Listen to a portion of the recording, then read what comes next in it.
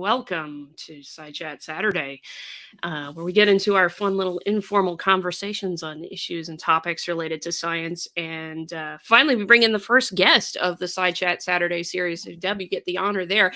And today it's all about the state of science education in the United States, which I couldn't think of anyone better than Deb Fillman, the host. I'm sorry. Couldn't think of anyone better than Deb Fillman, the host of The Reason We Learn. So here on YouTube, and the reason we learn.locals.com, if I remember correctly, is the That's right. locals. And so Yeah. welcome, Deb.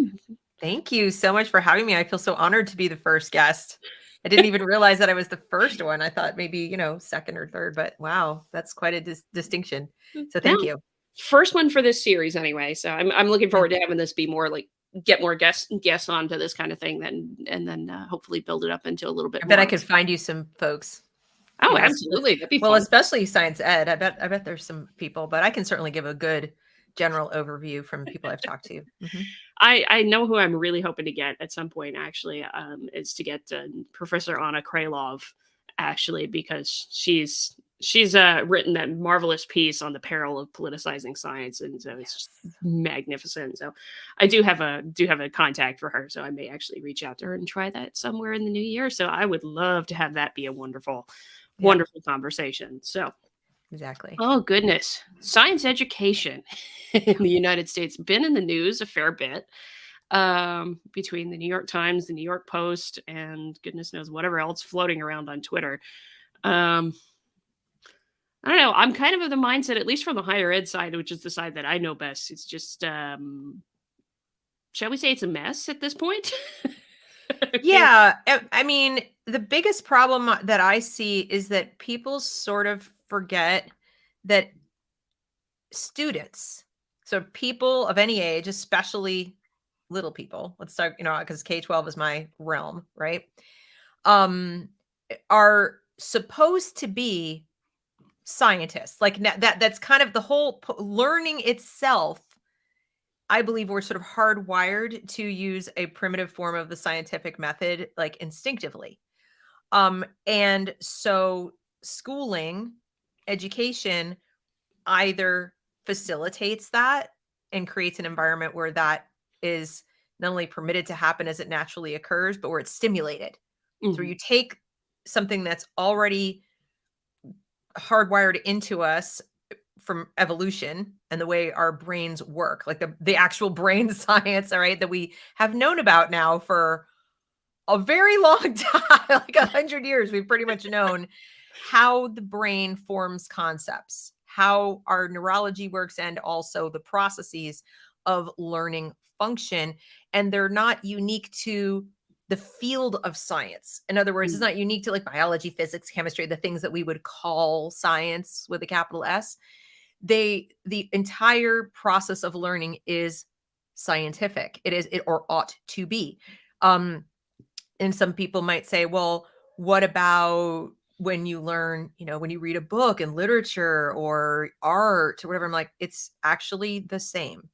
You are still using your faculties, your brain to, observe, take in the information, evaluate it against other information that you already have, other knowledge you already have, other experiences you've already had, and then you begin to form conclusions. And so the teaching of science has to, in my opinion, has to not only do that, like it has to start there, but then you have the extra responsibility of making sure that the students engaged in learning it understand they're not learning, with the exception of things like the periodic table or, the parts of a cell, or, in other words, things that we already know are knowledge we've measured and documented thus far. Mm-hmm. Okay.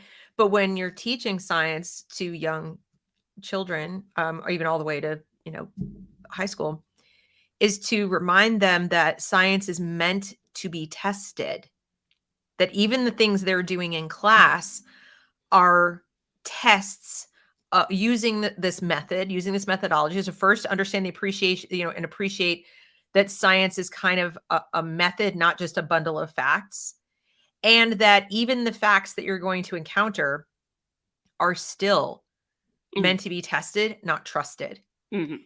And so what I'm seeing in education right now is we've gone from what I just described to more of a science is meant to be trusted, and the tests are like activities.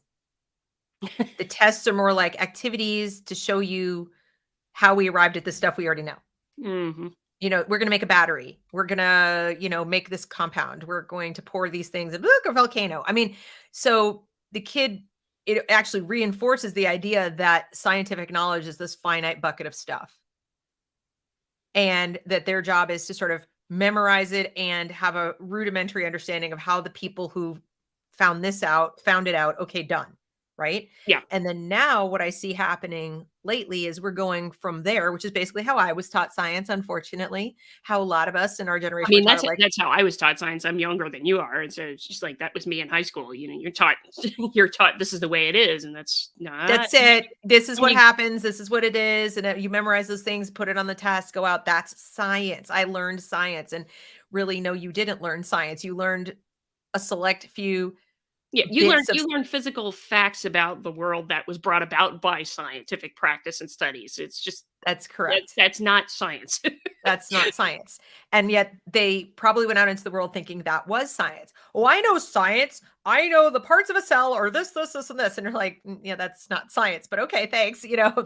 That's no different really than saying, I know these 12 vocabulary words Yeah, in English or in Spanish, or, it's all you did was you learned a subset of a vocabulary for a specific subject matter area. And that's what you learned. You didn't learn science. Now, yeah. and as I said, ironically, if we were learning in a more classical way, that stuff would be confined to the rhetoric phase, or not the rhetoric. Sorry, I'm losing my train. The beginning, there's the first part is the grammar phase. So the grammar phase of education, where yes, you focus on learning a lot of facts, learning a lot Oh of yeah, knowledge, having a really solid background knowledge, and then you go into your logic phase and you begin to learn how to use your mind to take that background knowledge and test it, compare it, evaluate it, add new things to it, go out and ask questions, and then look at the other stuff. And that is science, whether you're in an ology, okay, or physics or not.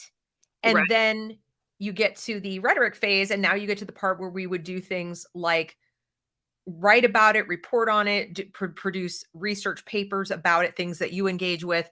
But you wouldn't even attempt to do that until you had a really solid understanding of that middle part, that logic part, Oh which yeah, you can't really do unless you have mastered the grammar part.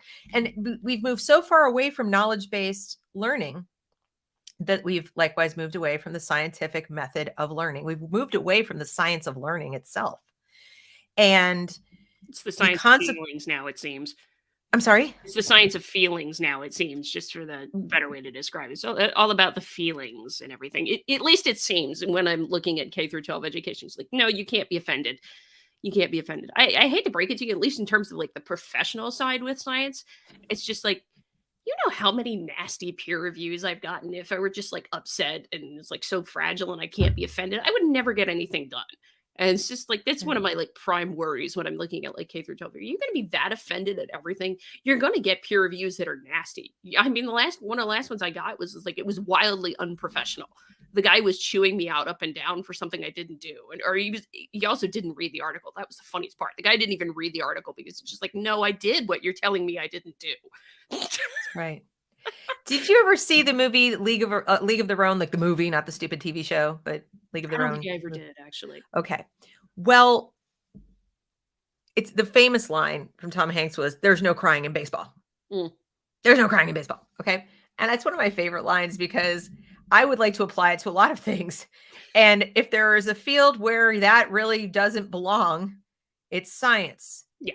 There's no crying in science, because if you allow emotion to enter into something like that, where we are literally trying to understand and pursue truth of how the universe works Mhm. and everything that touches, so all life, not just human life, but like everything that matters to everything. Okay, you're trying to understand how the universe works is really kind of the gist of it. If you allow feelings to enter into that, you can't ask questions. There are so many questions that are suddenly off limits to ask. Yeah. So for example, let's take a current, cultural trend of the trans ideology, right? There are people who would like to do research on, is there something chemical? Is there something biological that possibly affects the fetus in utero, or the mother's biology, the father's biology, something in the cells? Is there something in the environment that might be, a toxin that could be affecting this? Is there, people joke about it, too much soy, whatever. But you try to, and of course, I'm obviously openly asking these questions. I, as just a human being, forget what my beliefs are, forget what my view on this ideology is. Just as a human being, I start to see a trend in the world in any direction. Lots of cancers, lots of, bad weather. People look at bad weather and go, shouldn't we be looking at this in the climate? Okay, well, I consider it bad weather of the human soul to see people so deeply confused about their own biology. Mm-hmm. I would call that a climate change we need to be concerned about, because it impacts our ability to reproduce the species, which I once upon a time thought was kind of fundamental to survival, which I thought once upon a time was fundamental to everything, because why else do we care about climate change? If human beings aren't here to notice that we've turned the planet into ash, or whatever it is that people say it's going to happen, and their animals are all dead and the plants are all dead, then, I mean, what difference? To me, it's actually bizarre, especially when most of these people are not religious. In other words, they don't believe that this was created for some purpose. That they will say, we have to save the planet, even if human beings are eradicated. I'm like, for what? Why? And then I asked that question, it's like, oh my God. And I'm like, well, it's a question worth asking. So when you put emotions into the mix, there is a universe worth of questions you can no longer ask, because someone will be offended somewhere. Mm-hmm. There is research you're not going to do. Now, somebody might say, well, Deb, what if somebody wanted to know if they could scientifically turn a person into, like what Hitler did? We could change your eye color. We could do this. Okay, well, that's why we have things called ethics. Yeah. Yeah. So it's not, you don't stop at the question level. Yeah. You ask the question, and then you have a system of ethics that is built on something else. Mm-hmm. Okay, now once upon a time in enlightened society, that set system of ethics was fairly grounded in Judeo-Christian values, yes, but also humanist and, certain kinds of individual liberty, that kind of stuff. But we had one. And people act like it's a void. We can't ask these questions because feelings will be hurt. And there's no way for us to say, that's not research we're going to entertain, because reasons, not feelings, reasons. Exactly. And you brought it up, and that was something that came to mind. Just like, I've defined it a few times on this channel and really mean it. Science is a process by which we get at the truth. And it is a very iterative process, because obviously we go back and find that sometimes certain things that we thought were physically correct are very incorrect. It happens all the time. And those kinds of things. So that's not being taught as it's being a process. It's just being taught as a bunch of facts. And I even see that in the undergraduate level, with like undergraduate college level. It's not really until you get to grad school now where you're actually taught the whole idea. Okay, this is the process you have to work through to answer a question. Like if you're in a master's program, you might be given the question because it's your advisor's research grant or whatever, and they have specific questions they want to answer, and they're paying you to do it. That kind of thing. But when you get to a PhD level, you're supposed to be asking those questions, and you're supposed to be figuring out how to construct the experiment to answer that question. And this is where I can't tell you the number of, I've seen more papers than I care to admit that were biased in their construction in the last few years, which is scary as all get out. And so unfortunately, it's been mostly the things that have been social science focused, which difference between social and physical sciences here is one thing. But it's just like, how do you construct an experiment that is not biased to get an answer that you want to see, but actually get the answer to the question in particular? And of course, I think one of the things you're seeing now, like in K through 12, that I'm really afraid is going to trickle into college if it hasn't already, which I think it has already, is the idea that if it offends me, it's wrong. That kind of thing. It's just like, it has to be the way I want it to be. which is not a good, healthy thing for the future of science. And that's one of the reasons I wanted to get into this topic, because when we're talking about science education, you're talking about the future of scientific innovation, That's right. ultimately. That's right. things That's like right. things like Uh-huh. curing cancer, things like putting people on the moon, things like innovation to deal with climate change, all this other kind of stuff. And just like that goes out the window if you can't educate the next generation of scientists. Right. We should be very concerned about educators currently in the lower grades pushing something called inquiry-based learning and Oh, that's talking new. about systems of inquiry and using inquiry-based lessons and so forth, because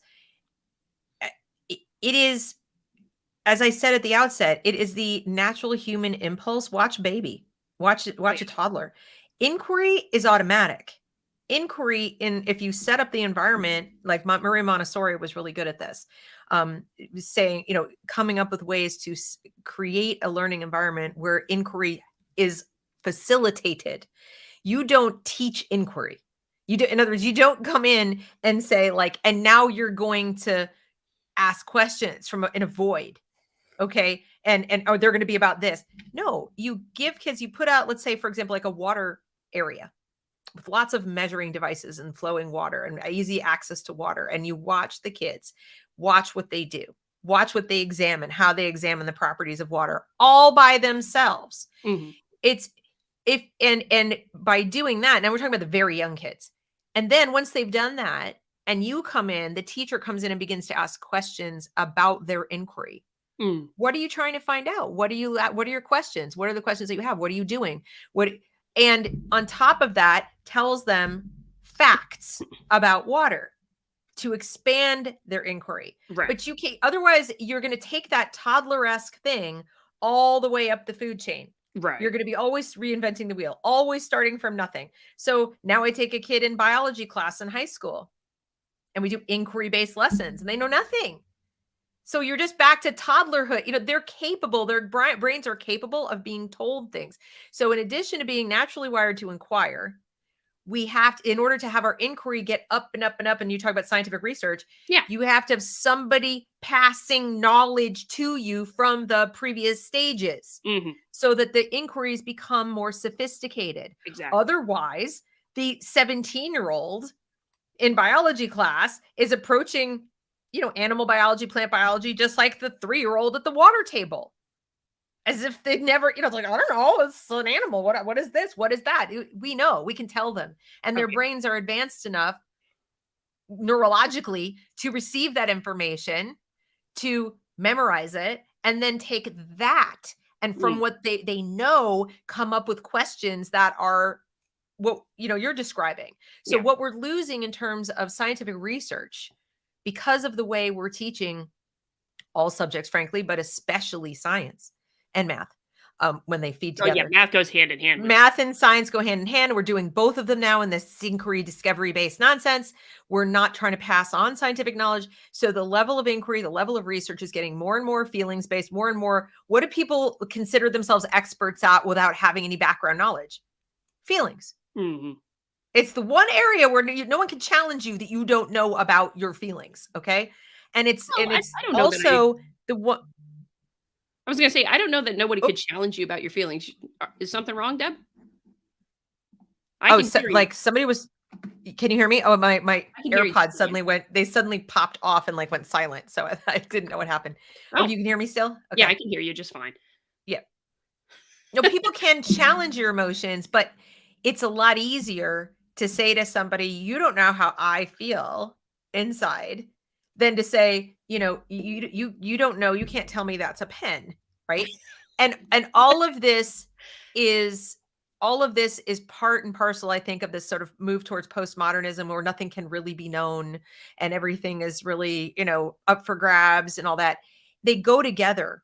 They Mhm. go together. And if you are philosophically aligned with postmodernists who want to, have everybody live by this, you know, nothing is objectively true, there is no Mhm. objective truth, then you're probably going to downgrade the value of objective, measurable fact and observable reality. And you're Yeah. going to increase the value and estimation of feelings. So Mhm. one of the ways you do that is you simply stop teaching these objective facts. Why would you teach them? You've just gotten done saying no one can really know this is true.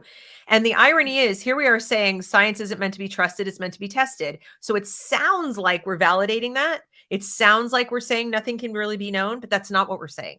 Mhm. We're saying things can really be known, but because you know A doesn't mean you know B.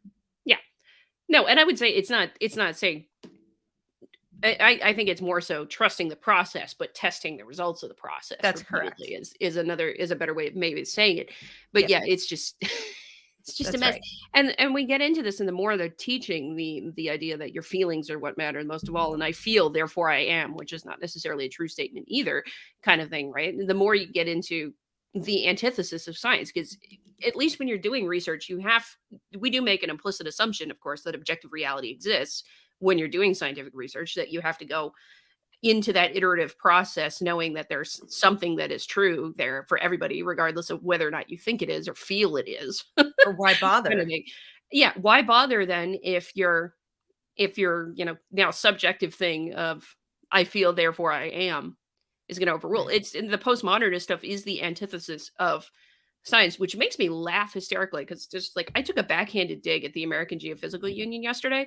It's just like because they put this whole thing up of thanks science. What are you thankful for that science has done? What innovations are you thankful for from science in the last few years? Never mind that they're using it wrong because they're using like science is the process, not the Thank innovations and you. discoveries there.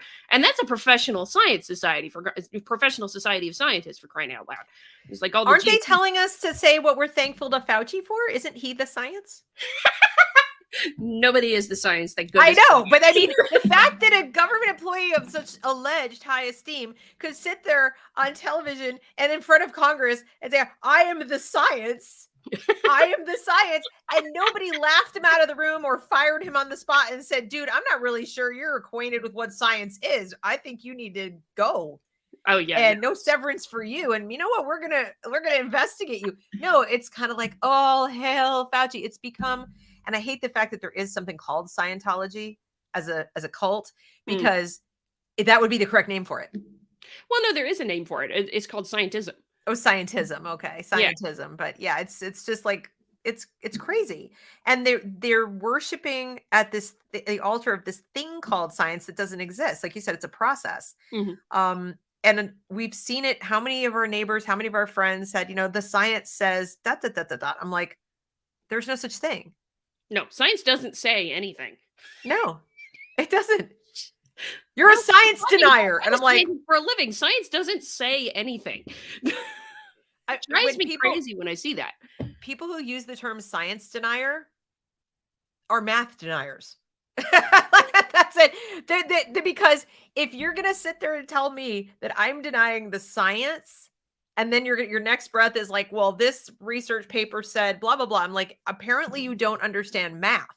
Yeah. Because if you had even a passing understanding of math, you would be able to at least be skeptical. You might not know that a research report was flawed, but you would look at it and go, what? And with science education, we don't even get to the concept of research methodology design. Yeah. In terms of, it is not covered even in high school. I didn't learn about research methodology design until I took a college level psychology class. And we know not everybody takes that. And, even in my biology class in college, we didn't learn about methodology, research methodology. So, my opinion, research methodology and design should be taught in the lower grades. Yeah. By high school. I think students need to understand, because even if you never go to college, you will be in this world in the 21st century and beyond. You're going to be marketed to on the basis of studies show, and you cannot make an informed decision about what that person is telling you. Yeah. All you can do is be deeply cynical. All you can do is say, what's the agenda of the person telling me studies show? But do we really want people to be so deeply cynical that they reject everything? No, we don't. There are some reports and some research we actually really want people to pay attention to. whether it's about diet, exercise, the climate, there are many things that we probably ought to change our behavior and change our habits. But if you get one half of the people going, all hail the research, and the other half of the people going, yeah, whatever studies show. Meanwhile, you're like, no, but this one's really true. So you can't do that. If we educated high school students and how science is done, like what the process is, Well, what and is and a reasonable. also Go ahead. that it's different from the problematizing thing, Oh the my God. critical theory kind of. I had to go there because that's the thing is you're saying, you need to question, you need to inquire and what have you. Well, how is that different from the problematizing of critical theory? It is No, vast. in fact, that's the only thing they're curious about. Yeah. So if your North Star is some vague thing called social justice, which ironically no one has ever put on the spot and asked to define. So in other words, nobody ever says, tell me what that will look like. That's very true. Actually, I've never seen a good definition of What social will justice from we're anybody who puts pursuing social justice like you're pursuing vapor. What will that look like? And are you 100% sure, A, that it's achievable, and B, that we really want it? Right. Is it really good? Like there's a book called Equal is Unfair that I highly recommend to people to read because it goes into at least the sort of equity piece. Like, do we really want equal outcomes across the board? What would the world look like? Is that even possible? And do we even want it? We have to start there. And we don't have teachers in the K through 12 realm who are brave enough to ask these questions. And as I said, that's the problem with having tears, there's no crying in science. Well, apparently there is crying that the book aloud. by Don Watkins? Yes. Okay. I'm gonna Yes. drop that in the chat for folks. Yes. That book is an excellent book because at least they had the guts to step out there and say, then you have The Case for Fossil Fuels is another book that, our kids are not being asked to read or consume or learn about these kinds of questions. Why not? Because feelings, to your point. Yeah. And they might come away from these materials and say, no, I disagree with them. And that's fine. But you have to be allowed to ask these questions or put these ideas forward. And instead, we're allowing people to declare that something is bad, that something is evil, that something is racist, that something shouldn't be looked at or shouldn't be questioned because of feelings. Right. And I just think we needed to, because the studies show is what we see every day in the news. And I then have to, even I who understand more than the average bear about research methodology design, I still have to come to somebody like you and say, okay, Adrian, does it really show that? Yeah. Is this a decent sample size for something like this? And were there controls? I'm not seeing the controls. And with something that truly can't be measured objectively, like social sciences, where you have to really struggle, like, wouldn't you need a long-term study?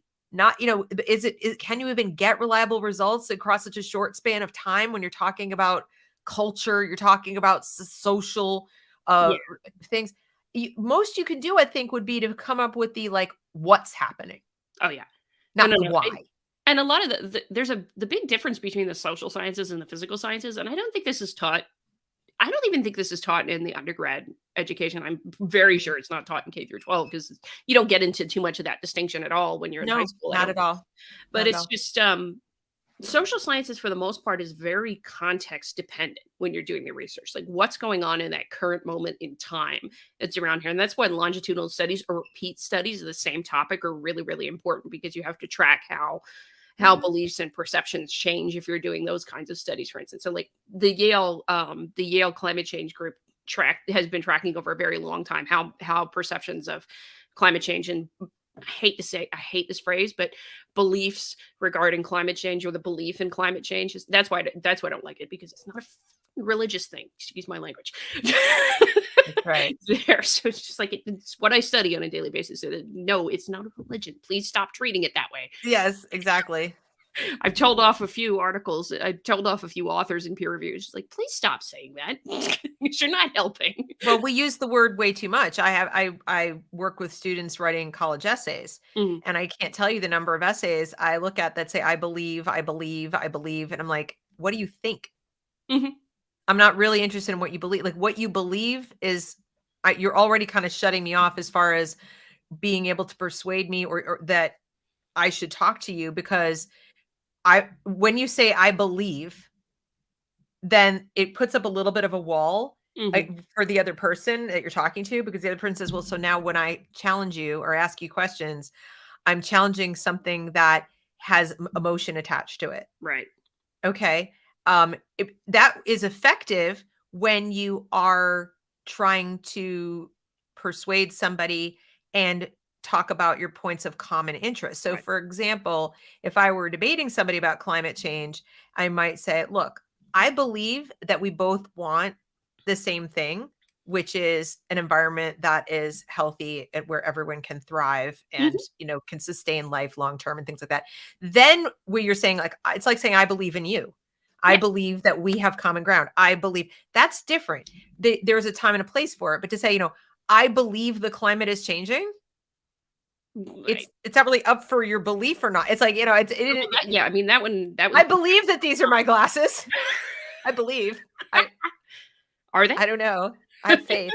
I have faith. No, I think so. I know so. So Well, language is really powerful when it comes to all subjects, but where science is concerned, I get a little bit nitpicky, oh yeah. because one shift in the vocabulary can like change the whole discipline. Well, And yeah. believe is one of those words. Yeah, and that's where I wonder if we're teaching. We've talked about the idea of with K through 12 is like you're teaching just a whole bunch of facts and not actually the process of science, and so it feels like we're teaching more scientism than actually science, and scientism being the irrational belief that the thing that we've called science can answer all questions and solve all ills, and therefore we should trust it. It's like the new Yeah. religious kind of thing alongside the postmodernist. Right. Well, we don't teach kids about the process of like how we got to where we are. So for example, the subject we teach the worst Mhm. in school is history. Mm. Bar none. Like, I mean, if you think they teach reading poorly and you think they teach science poorly, math poorly, like you ain't see nothing until you look at how they teach history. Because history should be in everything. Yeah. History should be in every subject that you learn, including science. So when you're sitting and doing that battery lesson, okay, you should have some part of the lesson that talks briefly about what human beings used before there were batteries. What was the first rudimentary battery? Who do we think came up with it based on, to the best of our understanding, who came up with it and how? And then maybe have a little timeline of the improvement of batteries. So here we are in a world that says all cars should be electric, right? So we should have Right. batteries to run our cars. And yet, how are we going to really be able to make that next leap if the people studying the storage of electricity don't understand that people have been trying to store electricity since time immemorial, and they've stumble tripped their way along, and that we aren't at a point where we've even come close to perfecting it because it's still so toxic. It's always been, but it's still so toxic, and it still relies on rare earth minerals, and there's geopolitical implications. But if you don't teach kids like in high school that it's not like we know how to make batteries, boom, let's go. It is how we get here. What are the limitations? What have been the limitations? Look, this is as far as we've come in 1,000 years, right? Yeah. That then puts perspective into the mind of the student, so that when you come to evaluating a policy like all cars should be electric, they have a different mindset. They have a different perspective to say, wow, okay, so this is pretty awesome technology, but this is as far as we've come in this long, and it still has some problems, and it's probably too big a leap. Like, this is what Mao did, the great leap forward. You can't leap forward past the bounds of, first of all, your own knowledge, never mind your own imagination. Like, that gets to very dangerous territory. And this is what we're doing when we teach things in a siloed way and we don't bring in the perspective of history. Because wouldn't we appreciate, for example, the EVs we have? And the difficulty of building them and why they're so expensive and all of this. And maybe somebody might go, wow, well, you need to come up with a better way to like dispose of these or recharge them or whatever before we go whole hog and everyone have one.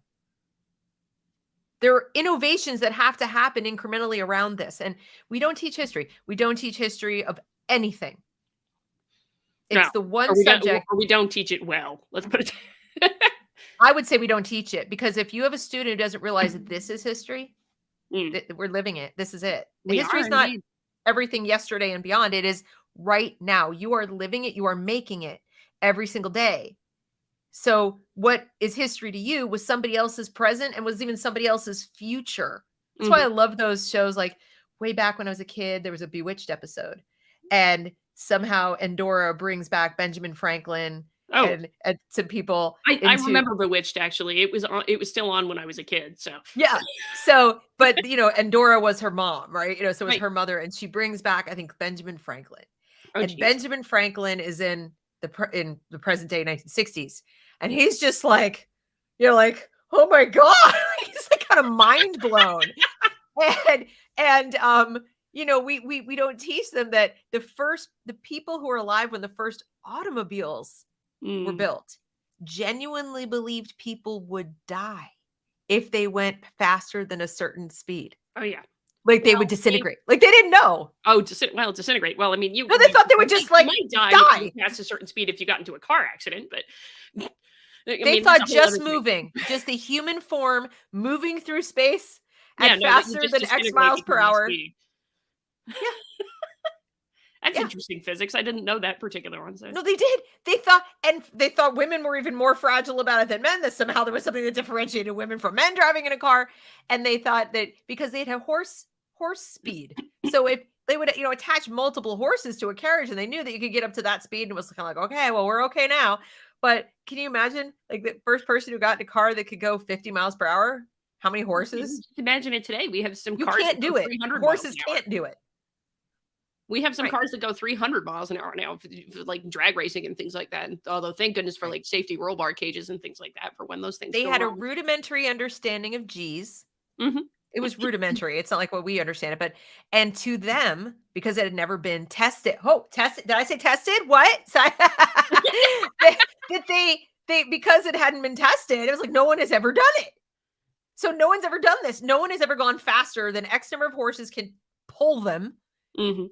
because you can't ride multiple horses at the same time.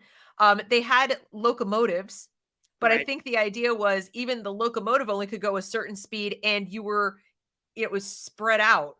You were protected, and so their whole the science experiments, whatever, hadn't really been done.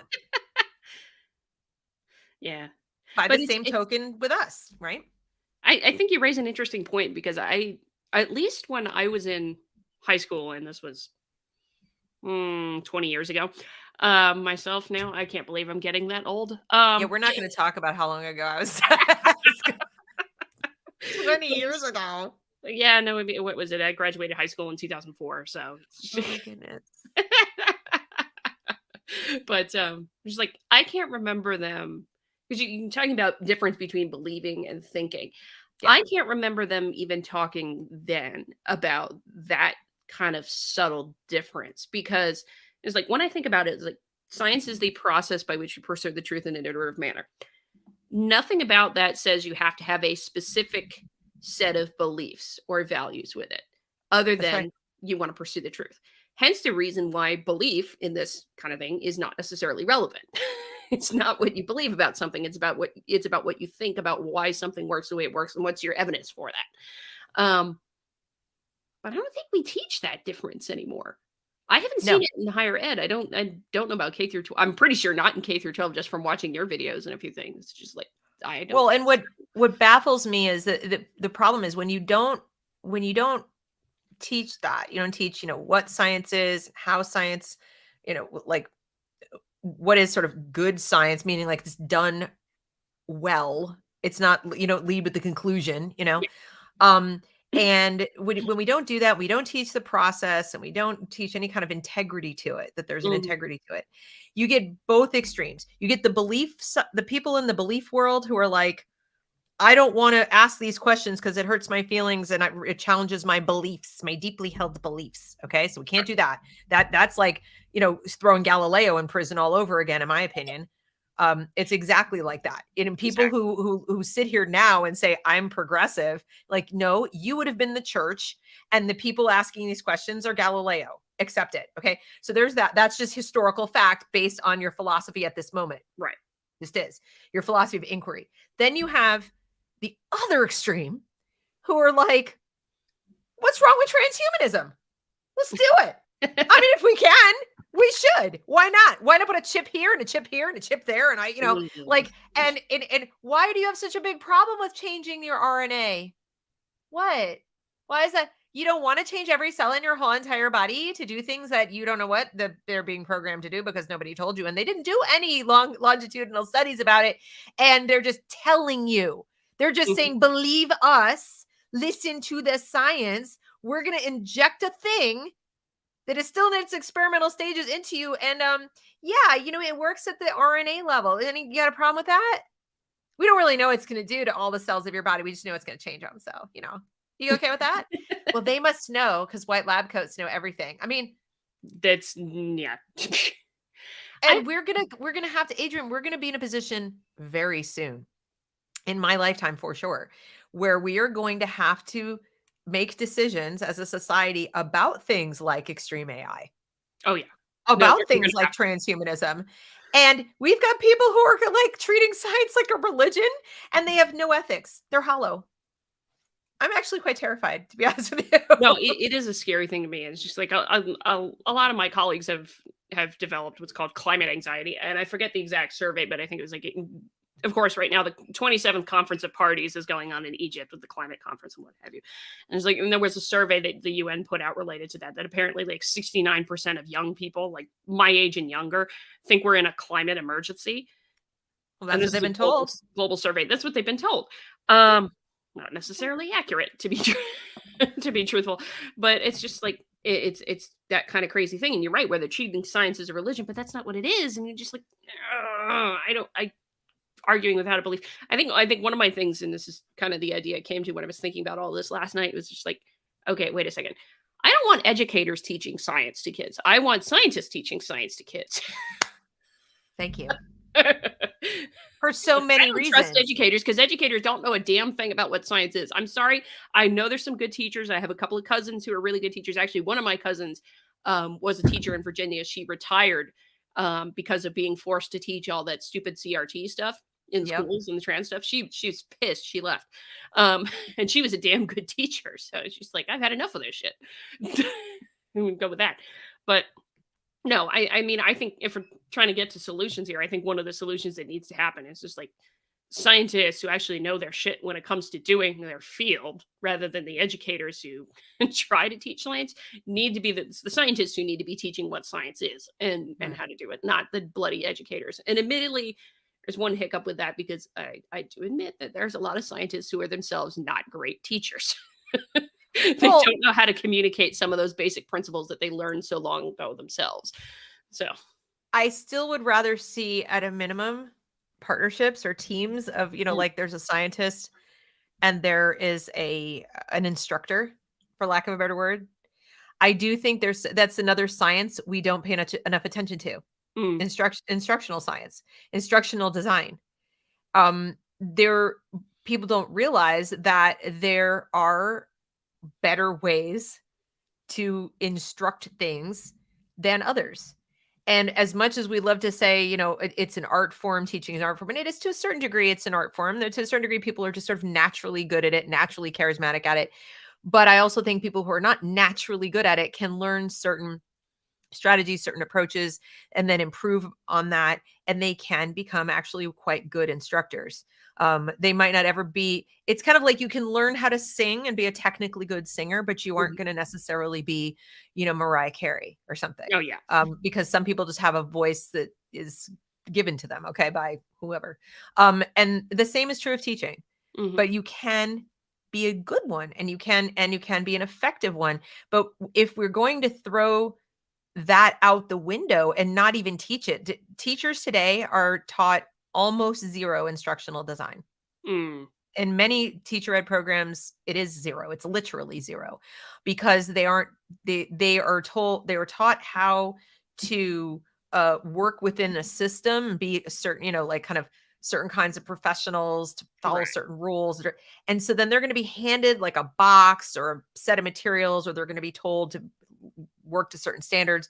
And what ends up happening is they rely on others who claim to be good at instruction to design their materials for them. And then there's nobody in the middle doing due diligence to say, yes, that's a well-designed lesson plan.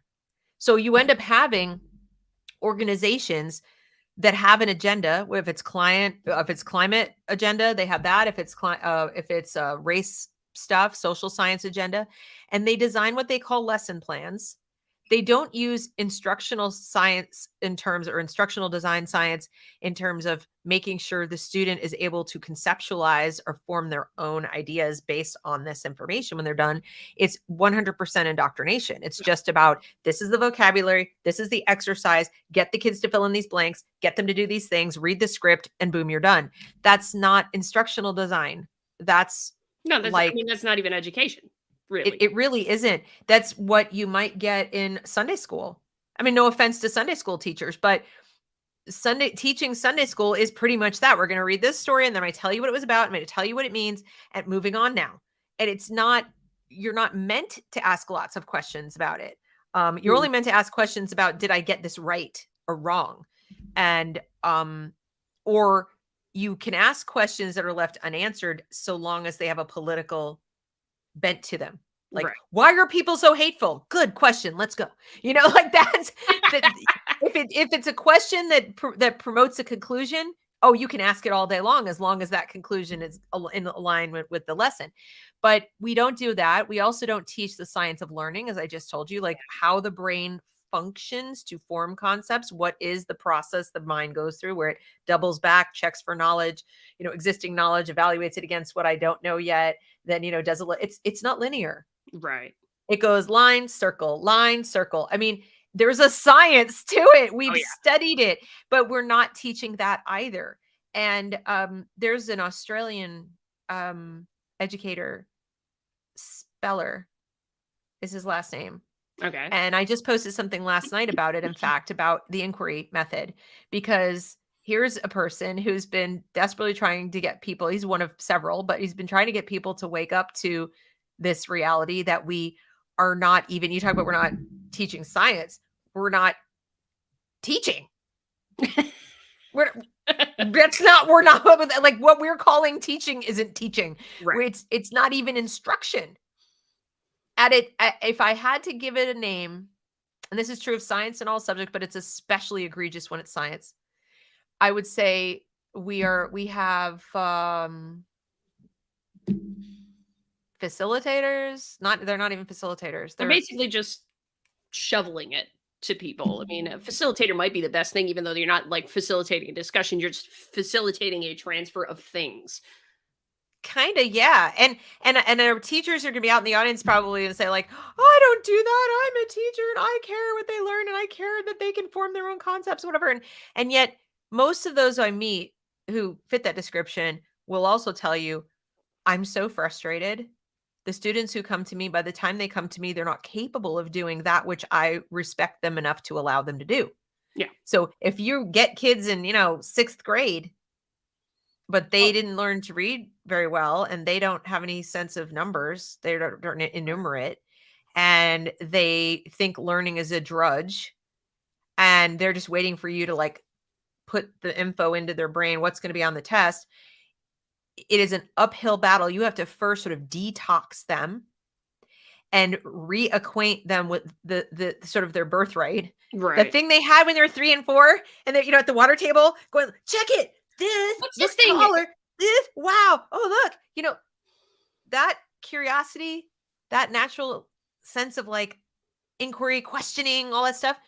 You got to figure out how to bring it back without insulting them, without making them depressed, without impugning the motives of their past teachers, because that's not, it doesn't sound very nice. So it's a tough nut to crack to sit there and say like, I had a college professor who did this. He stood there. He's like, you're all a bunch of toads. He was from South Dakota. And he was like, you toads. He's like, what didn't they teach you in high school? What's going on here? And he was just like, had his hands on the back of his pants. He was probably like in his 60s, gray hair everywhere. He looked like, he'd just been through the ringer. He was wonderful. He was my major advisor, my favorite professor. But what I absolutely loved about him was how honest he was with us. Just saying like, the hell is wrong with you people? And he's like, Oh, I you didn't love learn those anything. professors. What have you I learned? So love those professors in college. It's just like so honest with you. The ream you won, and they respect you all the more if you can go right back at them, kind of thing. It's like what my mother had that as an English professor. She's just like the guy just ripped everybody up and down, and she gave it back to him as good as he gave. She gave it right back, and he loved it. So he handed out at the beginning of the semester for his survey class, like his first, English lit class, whatever it was American lit, but still, it was about that thick, a handout, pre-printed. We all got one, and it was, conventions. The way you must use written conventions in my class, the way you must write, the grammar you must use, the things you must do, the things you must not do, or just don't even come and take my class. And they were things I was pleased to see that, I'm looking through and going, yeah, I wouldn't do that. Yeah, I wouldn't do that. I wouldn't do that. But I'm thinking he must have produced this because even in this supposedly highly selective college, there were people coming in who couldn't punctuate. And we're talking about 1983. People couldn't punctuate a sentence. People would put things like the reason is because. People would start every sentence with a preposition. They would do all manner of things. Every paragraph would be, I think this and I think that and I think the other. And he was just like, do not do this or you will fail my class, And as I was looking through, I'm like, who would do these things? But then I came to appreciate the English teachers I'd had in high school and so on. I got very lucky. I had a few good ones. But kids today, oh, yeah. Can you imagine handing them a little book like this that says, don't do these things or you will fail? Yeah. They'd freak out. They'd be like, this professor is so strict and so hard, and you're going to make me punctuate things.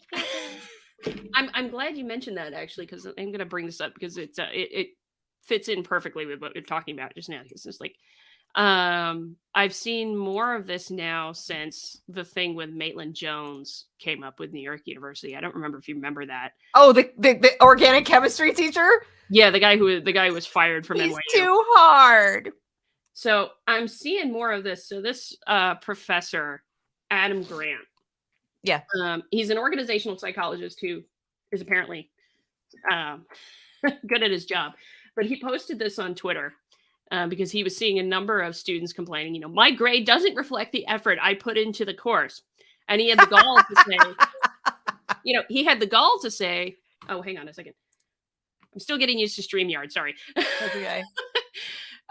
He had the gall to say success is measured by the level of mastery, not by how hard you work, which, I mean, obviously, if you work hard and you're putting effort into it, you hope it translates into mastery. It doesn't always necessarily. And I do agree that, sometimes if you got a teacher who doesn't know how to teach, there's a problem. You hope. But in general, like when I get to dealing with undergraduates and particularly masters and PhD students, it is your education. You are the primary person responsible for your education, not me. That's right. That's right. Not the professor.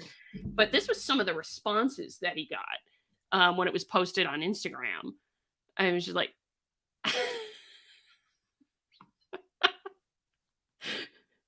so this comes up. You know what's really depressing about this? Williams on Twitter. Let's go back to what he said. Go back to what he said. Okay.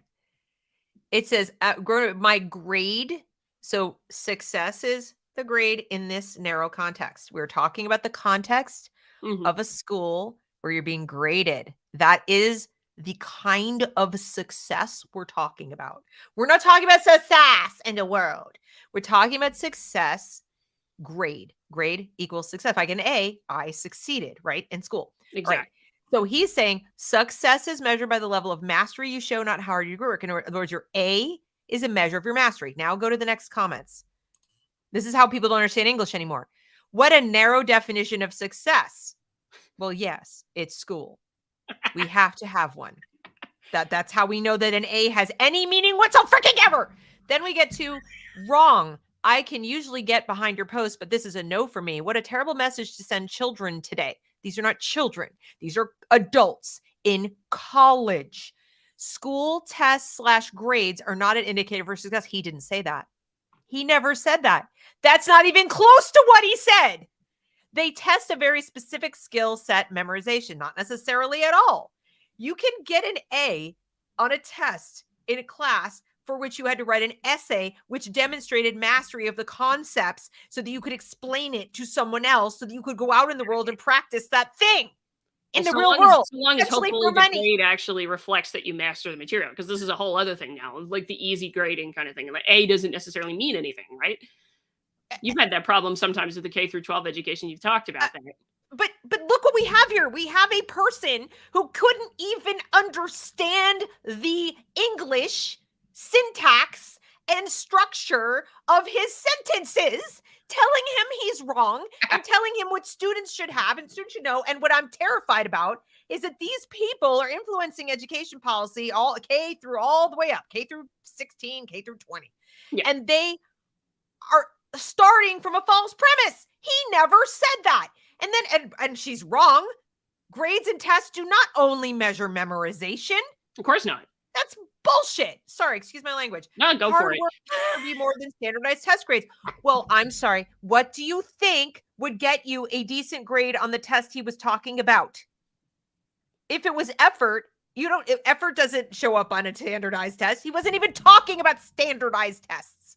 And by the way, standardized tests, everybody dogs on them. Everybody dogs on them. The same people want, I want equity. I want equity. I want equity. How are you going to measure this equity? You cannot measure equal outcomes without some objective measurement. You'll never know. And it also comes with the false premise. And there's like reading discrimination. Folks who get into this equity thing should read discrimination and disparities, because the equity thing is ripped apart within the first few chapters with Thomas Sowell. Because it's just like, no, everybody has the false assumption that barring some barrier that society puts in your way, every group would have the same outcome, or every or it would be a random outcome. It would be even, or it would be random. And that's not true. No, it's not true. It makes teachers and schools much too powerful, and it makes your biology and your heredity, and your environment and all these other factors, all these other contexts. They have to drop so much context. Here's the other one that got my attention. But who wants to put that much effort into someone else's vision? That was his response. That was this person's response to that comment from the. Okay, now I'm going to tell a little story from my very recent past, as in this morning. I told it to you before we came on. Yeah. So I have a kid in college taking psychology. It's a gen ed class, but she's a psychology major. There are presumably other psychology majors. Psychology majors are presumably going to go on and someday become research psychologists and or clinicians. Tinkering around in people's minds and or doing research to tell other people how they should be tinkering around with people's minds or interpreting what people's minds are doing. Professor has an exam. I guess it's a midterm. It's the end of the term. An exam, makes the exam, open book, open notes, and get this, group work. You can work as a group to answer your individual exam. Okay, so we've stacked the deck in favor, of allowing students who don't know the material, didn't read it, didn't study it, but still have every opportunity to get a certain grade on it in terms of a certain number of questions correct, because they align with someone who did do all that work, and they can just copy their answers. Okay, so you get that. My kid didn't do that, just took the test straight up, got an A. Very proud of her. She was very proud of herself. But then students in subsequent sections of the class were communicating with her. I heard you got an A on this test. I don't know the answer to this. I don't know the answer. Can you help me with this? $10 an answer they're offering and paying to get these answers, or to, quote, narrow it down for them. Okay. So what do you think the A is worth after all that? What do you think the course is worth with a professor who teaches it that way? What do we suppose the professor knows, him or herself, if that's how, or his values or his priorities? And if this is one professor, and by the way, taxpayer funded university, state school, hello, we're paying for this. What is the piece of paper worth in the end? If you can, I don't need to study, I don't need to read, I don't need to take the notes, I don't need to have the concepts in my own brain at all. I just need to put enough social pressure or guilt or money in the face of the other person who did do the work, and I can arrive at the equitable outcome of an A. What do you think the long-term ramifications are for a society like this? How many of us, show of hand, invisible hands out there in the audience, how many people have ever worked in any field where you had to come along and clean up somebody else's mess or make up somebody else's mistake? They were at the same level as you or your boss. Oh, I've had to do that. Yeah. Okay? I've had to do that. That's how we get there. Now, the stakes get higher and higher the more and the longer we do this. Someday, it's your surgeon. I have a friend going through this right now where, husband has cancer, goes to get cancer surgery, esophageal cancer. Now, some of you may not know what this kind of surgery does, but they remove your entire esophagus. They pull your stomach up. Okay. Seems to call for some level of skill.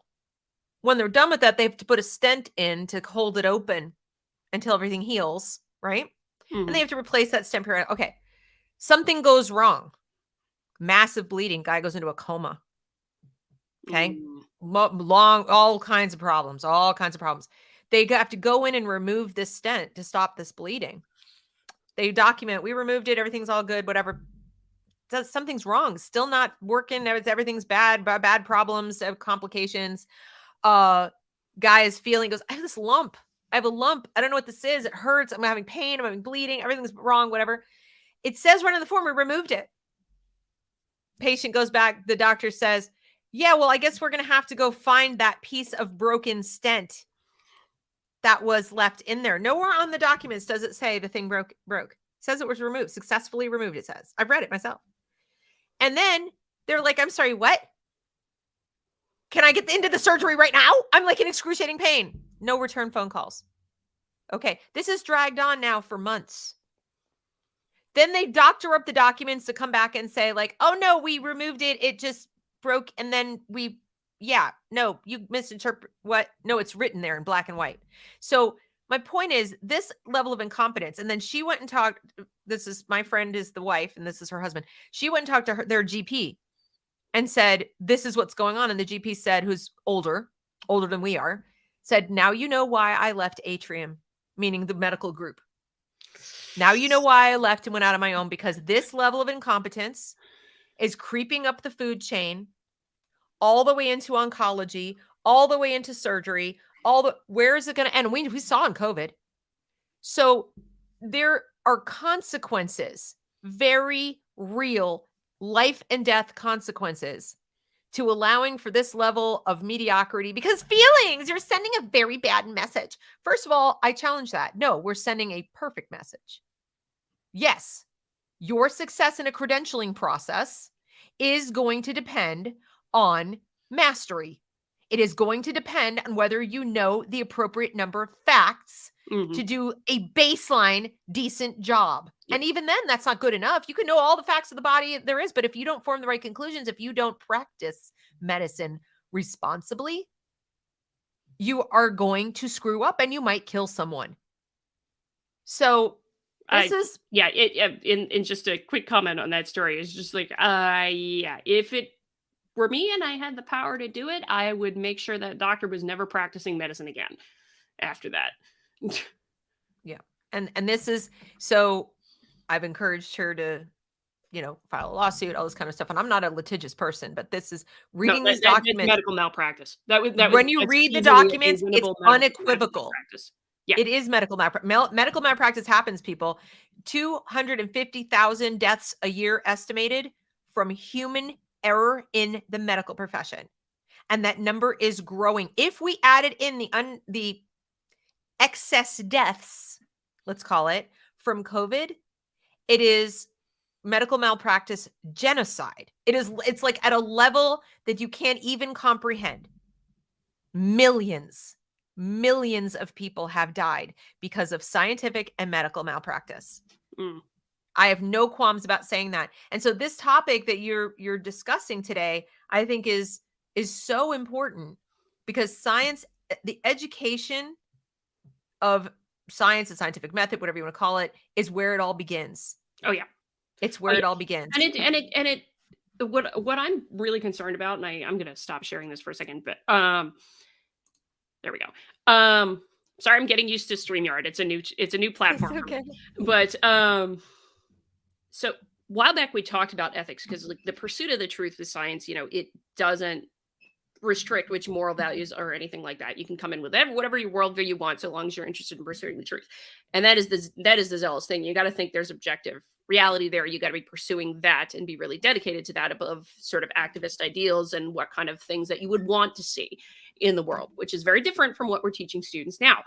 Just like you can, if you got to make it be the way you want it to be. I mean, I think there's there's a name for it. Yeah. There's a name. People, this is another thing. If there are any parents watching or people wondering, what we're actually calling this kind of newfangled way of teaching science, it's called next generation science standards.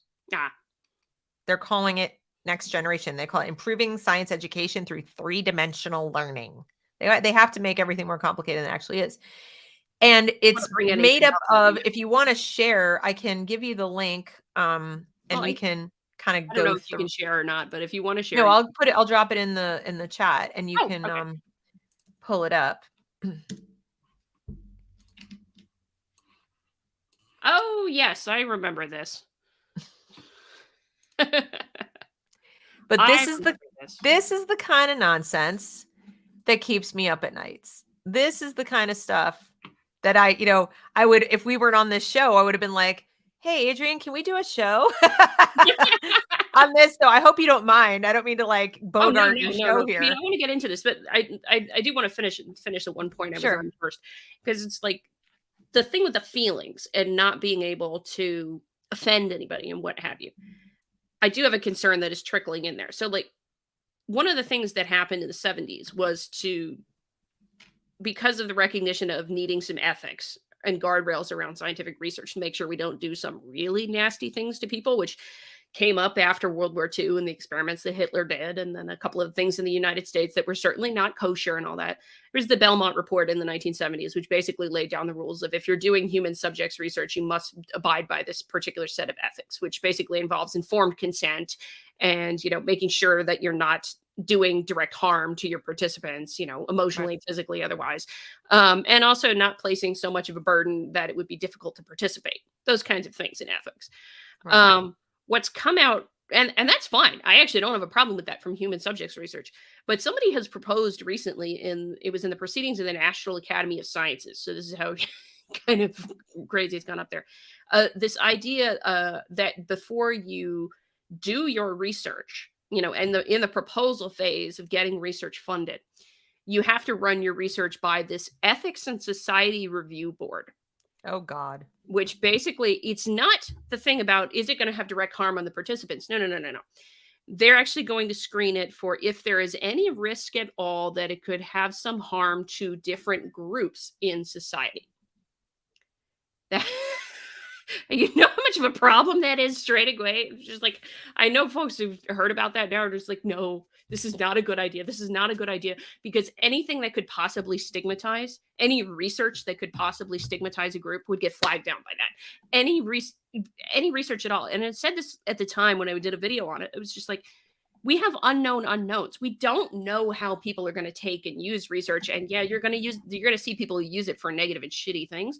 Right. But that kind of thing where you can't offend groups, you can't possibly put out anything that may possibly stigmatize or do some kind of harm that you cannot possibly foresee when you're doing the research or proposing the research.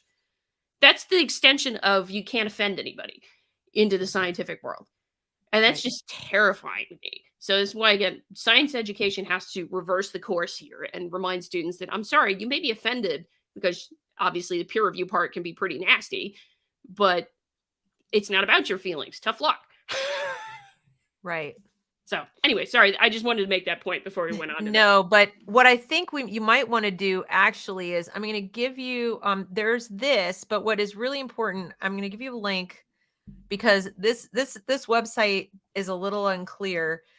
This link that I just gave you is the link to the fact sheet. You do have to download it, but when you download it, it pops up and then you can share that. But it shows the fact sheet.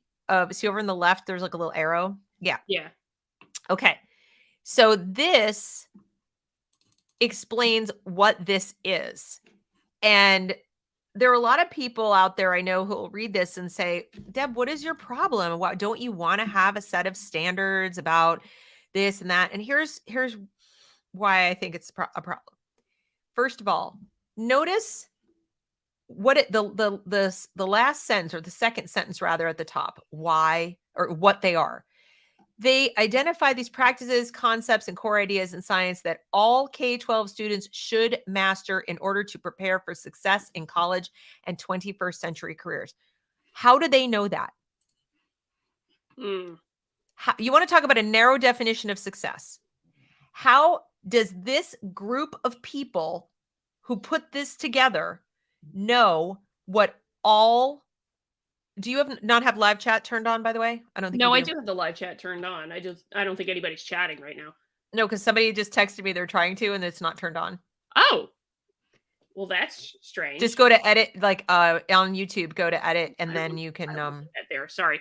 yeah, just so stop sharing, and then, or you can leave it sharing, but you go to underneath on YouTube, you just go to like edit, and you can edit the YouTube. I don't know anyway, why the live chat isn't showing. I apologize, folks. I will fix that. Okay. I will try to fix that. I don't know where to fix it. But yeah, you go to edit on the stream. Yeah. So go back to the dashboard of YouTube. Okay. Actually, right underneath the broadcast, like right below this screen, there should be like an edit button. Oh. For you. Yeah, no, I've got an edit button in the YouTube thing.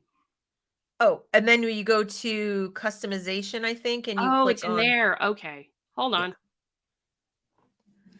Oh, are you not going to let me shoot? Why not let you let me? Live chat is disabled for this video. Why is it disabled? I'm sorry, guys. It actually won't let me re-enable the live chat. I don't understand that. So, apologies. Okay. Well, and the person who texted me could text me a question, I suppose. Yeah. So, but my question is very high level. It's, how do they know what all the concepts, core ideas, and engineering practices that all these students need to have for their for colleges and 21st century careers? First of all, is that the purpose of science education, K-12, to prepare them for college and 21st century careers? I would argue no. But if people think it is, I mean, I didn't know that K-12 was a credentialing process, so that's what college was for. And I didn't even think K-12 was for preparing people for college. Now, if you want to send your child to a prep school that's specifically geared towards getting your kid into a college, that's your business. But I thought that K-12 was supposed to be giving our students the knowledge and skills necessary to function in our, republic, basically to be able to evaluate messages coming at them and live their lives and make their choices and so forth and so on with a standardized bare minimum of this information. So primarily the only justification I ever came up with was so they can vote. So what I get concerned about when you have a tiny body of people deciding what knowledge they need to have across the freaking country. They say it was done by states, whatever. So not every state has to adopt the NGSS, but they probably will. Is how are they making this distinction, and how do we know they're not going to be agenda driven? We don't. So that's why it was before it was knowledge based, because there's not really, when you talk about concepts, you're going to impart a concept. You're going to teach a concept to children. Well, shouldn't we know, why you chose those from all the concepts one could possibly come up with? So there's that. And then it says, why it's important. It's been more than 17 years since they've, produced their reports from which most state science standards are based. Yeah, I'd like to go all the way back to why we set national standards for science in the first place. Yeah. Okay. And then since then, there have been major advances in science. Oh, ding, ding, ding, ding. If we taught the process, if we taught the core knowledge and history, we would already be covering this. Right. We wouldn't need to have a new set of standards to come in because it would be automatically coming up in class. And our understanding of how students learn science. Nope. Students haven't changed. Human beings and human brains have not evolved that much in 17 years. Okay. What they mean is we have a new understanding for all the sources where students are getting information about science, and we need to fight back on that differently. That's what they mean. They're in competition with different sources for scientific information, but they're making it sound like the brain has changed. Now I know what happened.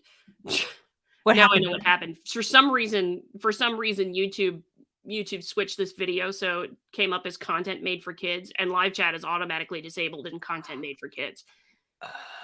So I did not do that myself, actually. So I don't know what the hell happened. I apologize if you're joining us late. We had a problem and realized that the live chat wasn't enabled. Yeah. I didn't do You it. may be So I able to don't know how change it what it's happened. for if you put entertainment and change the designation as this is not for kids. Yeah. No, Then the thing is, I never set my stuff as being for kids, so I don't know how it got changed back, but that's what seems to have Weird. happened. Okay.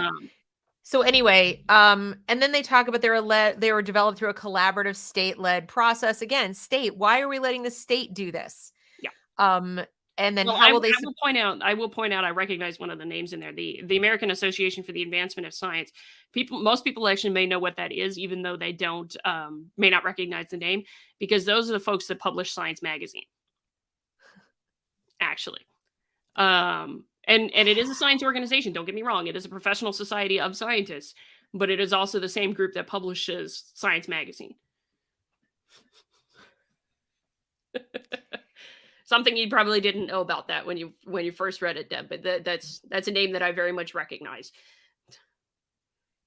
Yeah, it's the problem here is I'm getting a message from our audience member who can't chat. It's having teachers throw away textbooks and rewriting all the lessons as worksheets and hands-on activities. Yeah. And so again, with the idea that there are certain core knowledge that has been passed on that we want to transmit to the kids. The other thing that I'm noticing is that, he also says another issue is that it tries to divorce science practices from science content. Exactly. Okay. So there are issues. There's no context for learning anything without specific content. Oh yeah. It's what I said at the outset of this show, that you have to have content first. Otherwise, you're constantly starting at ground zero. Right. You're constantly starting at the beginning, and that makes the kid wide open to the teacher just goes, this is what I want you to know. So it's not meaningful. It doesn't build on itself. It doesn't progress in their understanding. Or whenever they talk about deep learning, they don't mean it. They mean they want to deeply embed the things they want to embed in the child's mind. And then even the myth busting, these were developed by the United States Department of Education. Fact, they were developed through a collaborative state-led process. All they're doing is getting ahead of any criticism that somebody's trying to establish a national curriculum. And yet we all know they still are. They're just doing an end run. They're developed without public input. Making a draft and sticking it out there for public input when you talk in word salad and people don't really even understand what it was before is not really opening it to public input. No, it's not. And I mean, I've seen that a few times. There's a lot of things that go out on the public thing for comment, and it doesn't even mean the other thing is if it didn't get publicized, you never know it would be there to begin with. If it didn't publicize this thing is available now for public comment. We want your comments on it. And that's the other thing is like your point there is well taken. Is like if it's in a language that's word salad and folks don't even understand it. No, actually, you need to actually talk about it in language that everybody understands, so we can approve of these standards. Yeah. And all these myths are basically with the so-called myth busting section is very clever propaganda. It's actually telling you the truth. It's just concealed in there behind a myth busting section. So look at each one of these and just basically flip it around and or interpret it as them trying to provide cover for the things they actually are for. So when you get down to myth, the NGSS will force states and districts to adopt a uniform curriculum. And then it says, no, their standards, not curricula. Guess what? All the people who actually make curricula, so the corporations that produce the worksheets, the online stuff, the pay teachers, everybody who's going to now go out and try to make a buck making curricula, because individual teachers don't make it for themselves like on the fly. All right, they're going to go get it from somewhere. Even if they're doing it individually for their classrooms, they're going to buy it or get it or download it from someplace. And those people, to have the widest reach and to have instant stamp of credibility, are going to align with this. So it's a way of backdoor standardizing the curriculum. It's not a curriculum. It's just standards. Well, if somebody wants to adhere to standards, you want to go, we adhere to the standards. Yes, we're standards based. We're very adherent. And parents go, oh, standards. Standards are good. Yeah, I want standards, because they hear standards, they hear equity, they hear equality, they hear reputable, they hear trustworthy. And then when somebody creates curriculum, they make it according to that, just like Common Core. How many states said, we're not doing the Common Core? And yet the teachers are out there on the Common Core website downloading, it's consistent with the Common Core. We're not using Common Core. We're just using Common Core lessons. We're just using Common Core compliant materials, because guess what? After a while, that's all there was. Oh, yeah. Good luck finding, because all the other people went out of business, or they weren't for the homeschool market or the niche market or the private school market. But public schools, it was like they go to their teachers, or the teachers union would go, here are your resources, teachers, make your life easier. So you download stuff that's consistent with the standards. It's just it's just a backdoor way of doing the exact same thing. Then you have, it's not rigorous enough for students interested in advanced classes in high school and beyond. That's their way of telling you it's not rigorous enough. It says, virtual, to say it's not, and it's too rigorous. The truth is both. It's too rigorous for students who don't want to pursue science in farther along, but in the sense that they're going to be focusing them on busy work and things to do with science that they wouldn't ordinarily be inclined to do. But instead of just teaching them core knowledge they do need, they're having them do all this other gobbledygook that they aren't ever going to do, and they won't remember it anyway. But conversely, it's not rigorous enough for those who really want to do that stuff, because they're busily engaged in pre-selected activities instead of learning the concepts. You can take core knowledge and learn it and then master it to pass a test and go, okay, I'm never going to use this again. Go. All right. That's fine. Yeah. But if you're a person who says, I'm going to want to do this and I want to dig deeper and deeper and deeper, you'll have the foundation to be able to do that. But if you're always engaged in activities, it's kind of like somewhere in the middle, but it's not good enough for either group. And notice they pick the extremes. People are never going to do anything with regard to science or scientific method, and people who want to go all the way and be in a STEM career. Right. The truth of the matter is, the vast majority of us have to understand science at a decent level, or we're going to be bamboozled by studies show. Yeah, absolutely. That's just it. You like it or not, you and your kids need to understand science well enough to not be propagandized about science. And I would say at this point in our history, at least 50%, if not more, of our public policy and the spending that we do is justified using the science. Whether it is hard sciences or social sciences, they are justifying this crap using research and studies show and experts say. So yes, your child, whether they're going to a STEM career or not, they need to understand this better than they do. Mm-hmm. That they do. Well, that gets us into that's all sorts of fun. Yeah. I sort of wish this person were on the show with us, because I'm like, he says, I could go further with your current line of thought. I'm like, I wish you did, but you're not here. Well, I mean, maybe we'll have you guys back on when I'm telling you, we need to do another show. We can do a whole show on this alone, because parents need to know that whether it's science, whether it's English and reading. How do you think reading got so off the rails? They got together and did something like this for the teaching of literacy. Right. Nobody noticed what was happening. And then they woke up one day and everybody was dyslexic. Yep. No, he says hands-on science is the educational equivalent of why they used to say having a job in science field is no pathway to advancement without the conceptual education. Yeah. No, you can't advance in science. And the conceptual education is critical, because when you get to the point where I am and you're actually in that career, you have to be able to think about the research that's already been done and come up with an abstract and perhaps pretty off the wall question that you're going to answer. And then you also have to think about conceptually, what's the experiment I need to construct to answer that question? And oftentimes, if you're on the frontier of that particular bit of research, nobody's done it before. Nobody can give you the answer. There is no worksheet that you can refer to. None of this NGS stuff actually really teaches that, at least from what I can see here. I mean, I dug into it more than I can, so you can comment. No, it just, I mean, people should go look at it. We could do a whole show on it, but I'm not going to, like I said, I'm not going to bogart the whole show going through this website, but I just wanted to bring it to people's attention. And, you know, the bottom line is that the hands-on work activities and engagement are not where it's at. You can be engaged even in a textbook if it's done well. If the teacher, remember, this goes back to instructional science. This goes back to understanding how people learn and what and what good instruction looks and sounds like. Right. Because you can't, as a practical matter, of course, everybody knows you can't instruct everything. But what you can do is you can, first of all, hold your students to higher standards in terms of what learning they're going to do on their own outside the classroom, meaning reading. Okay. A fair amount can be learned through reading. And then you're going to construct your lessons in the class, even the hands-on labs in the class, around solidifying the like understanding of scientific concepts, scientific principles, and the scientific method, so that no matter what it's applied to, you get it. It's not to making a battery. It's to the concepts around what that is. Okay.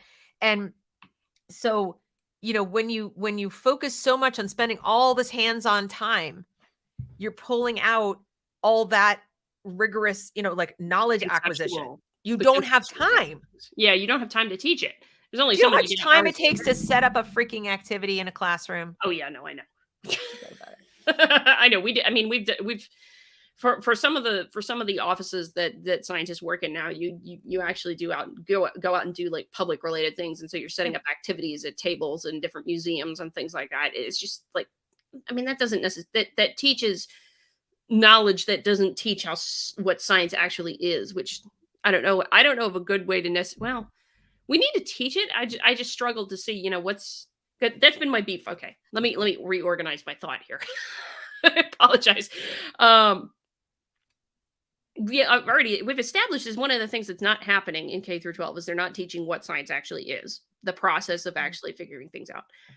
I would submit that they're not teaching this in undergrad college either. They're not teaching this in, well, they start really teaching this if you have a really good advisor when you get into your master's program, or very into like upper level things where you're actively seeking research to do research alongside of a professor in undergrad and like senior undergrad levels. And then of course, as a PhD student, you're hopefully getting it. At that point, I'm really hopeful. You would hope. But it's one thing I've not seen, and I think needs to be taught in varying degrees of complexity. I think as you go from K through 12 into undergrad is, what is actually the scientific process and the philosophical thinking behind it, why it is. The history of science being a big thing, because like the good and bad, because with the history of science, you can set up this is why we have ethics guardrails on certain things because of these kinds of things that did happen in history that were really shitty. Those kinds of issues.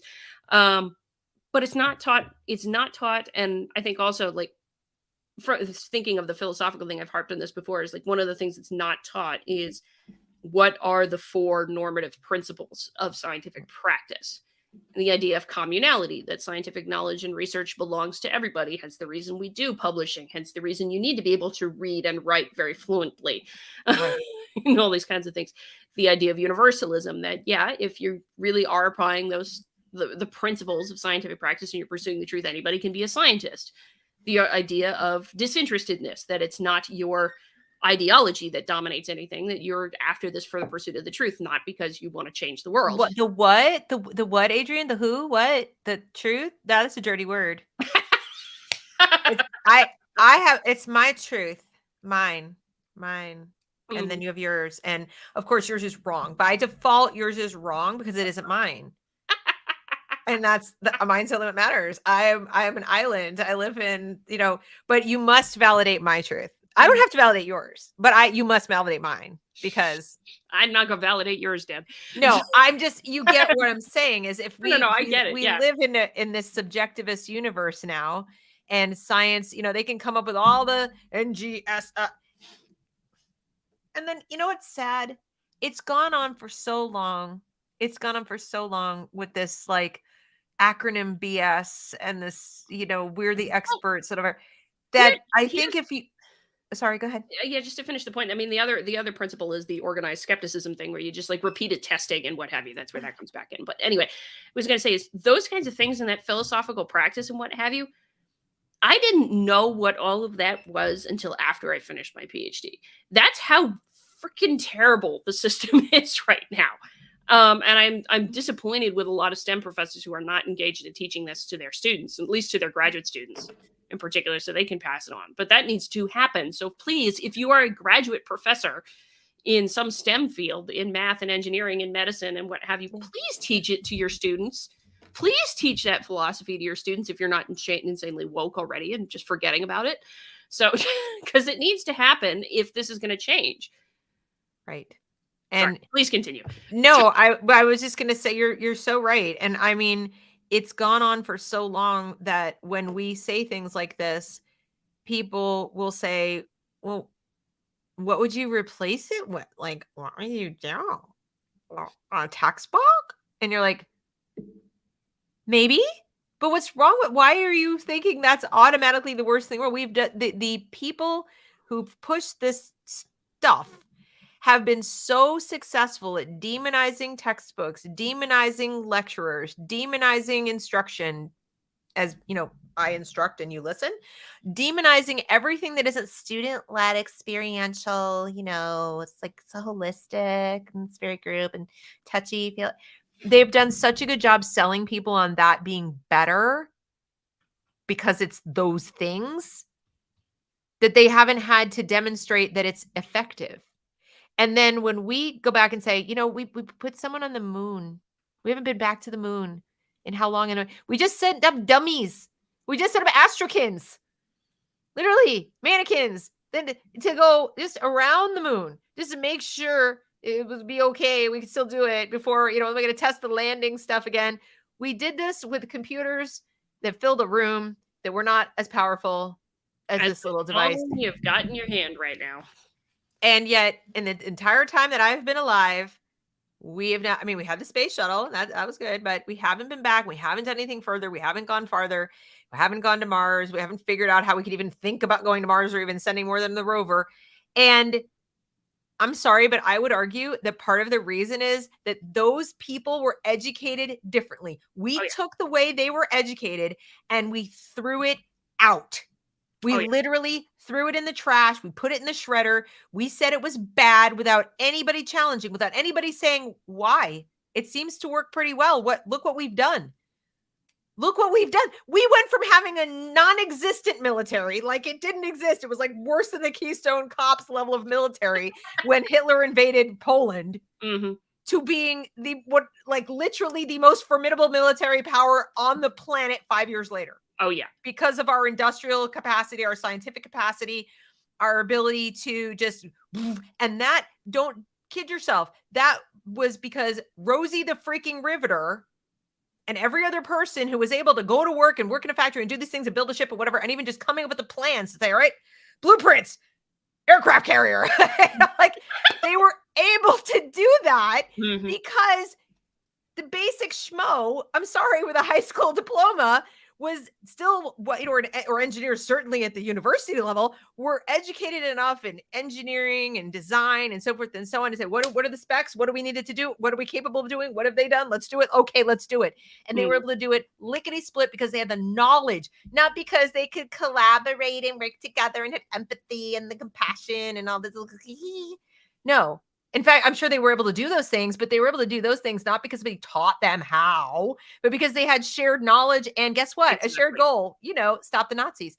So, but we could do that. People forget we could do that because of the even though I'm down on public education, because the average person had as a basic rudimentary education enough to allow that to happen. We took 18-year-olds, threw them into a military setting where they had to go and plot, you know, like courses and things and on maps and do cartography and stuff to send, you know, a rocket or go over here and make plans over there and survive in these crazy conditions.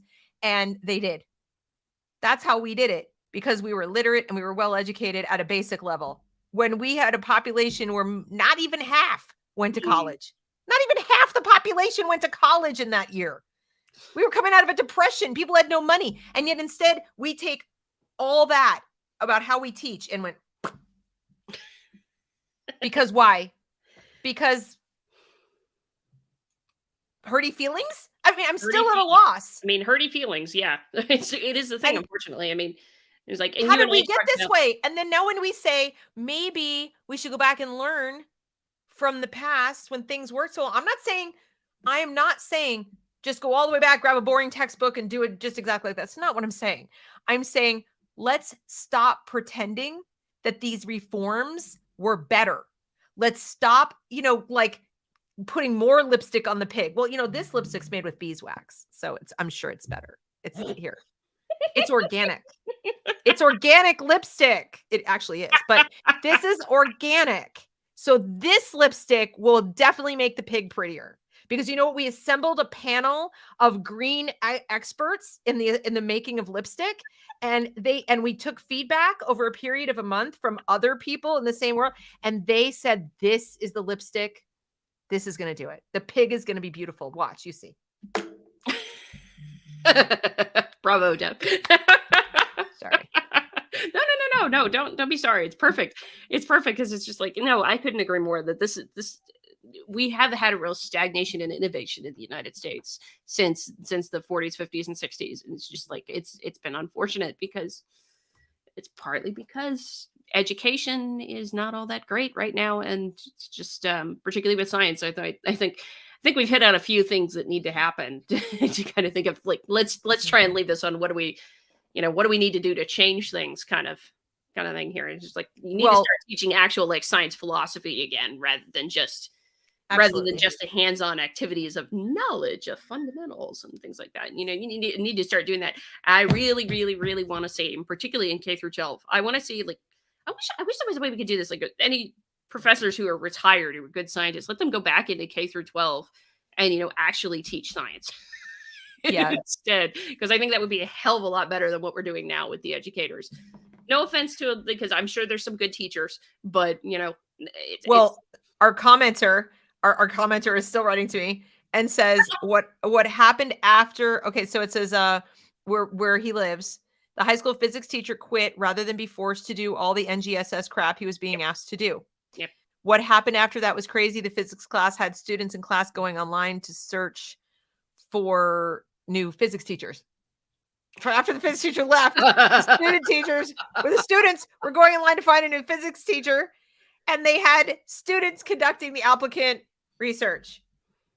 So yes, it is to the level of absurdity. So you're right with the philosophy piece of it. I think we also need to go back to a knowledge-based curriculum in general.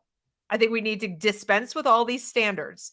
The standards for math and the standards for science and the standards for this and no more standards. No more standards. Go back to rubrics of mastery. Exactly. And I think the rubrics of mastery should not be made by the educators. Absolutely they should be made not. by the scientists. I said this the other day, and I phrased it this way: is like the scientists should be the ones setting the standards for what constitutes mastery at different levels for their discipline. And the tragedy is we're rapidly approaching a time when the people we would prefer make those rubrics won't even be able to do it. Yeah. So as an example, as I mentioned earlier, I've had bosses who couldn't write a complete sentence. We hear all the time about, C-level executives complaining that they're having to re-educate their workforce to do write a basic email. I've heard that from some college STEM courses that they're having to teach remedial math in freshman level because it didn't get learned in high school. Nope. And I just told you the story of my daughter at App State and what's going on there. If you've got a pool of students who, this is how they're getting to equity, guys. This is how they're getting there. The American Bar Association, this past week, the American Bar Association made the LSAT optional. They made the LSAT optional because they said it hurts equity. Is that what you look for when you need a lawyer? When you have a legal case, like my friend who's looking for a lawyer for a malpractice case, which will be complicated because they'll be dealing with medical issues. Yeah. This person is going to not only need to know the law and about, personal injury and loss and so forth, but they're going to need to know enough about science and medicine and what ought to be in the language and so forth, or be able to find experts who can, that in order to prevail and protect her rights and, account for the damage that they've caused to her life, this lawyer may have just gone to law school because of equity, may have graduated law school because of equity, may have passed the Sorry, bar exam? Are we going to get rid of that too? Are we going to have people practicing law who know nothing about it, but equity? And I'm not, and I know people are going to hear me as putting tests up on this pedestal, like, oh, tests are so amazing. No, but they're not the devil. They're one way that we can at least, make sure we're not completely off the rails in terms of making things work. Yeah. No, I apologize if I was looking over my shoulder. I can see a cat that's about to charge into the window because no, that's all right. Outside. But yeah, these are things, have the scientists be the ones to make those rubrics, but how are we going to make sure those scientists aren't scientists in name only, like produced by this garbage? Mm-hmm. And we're rapidly approaching a point in our history where the people who could do this are going to be retired or dead. Oh, yeah. Oh, yeah. And what are we going to have then? Professors like Maitland Jones need to be the one writing these rubrics, but he's in his 80s at this point. Or maybe somebody like me who's not, who's actually got some sanity going on here, but I don't have all the time in the world necessary to write rubrics for everybody. What there is a need. There is a need, and I'm going to put this out there. So what should we finish on? And I'm going to throw this out to anybody who might watch this, who is a retired scientist or a science educator, or even just a concerned citizen who's really good at research. There is a need for somebody to put together a clearinghouse or a storage or safety box, like a time capsule of these kinds of rubrics, of these kinds of pieces of information and sources that could be used to teach to them. Right.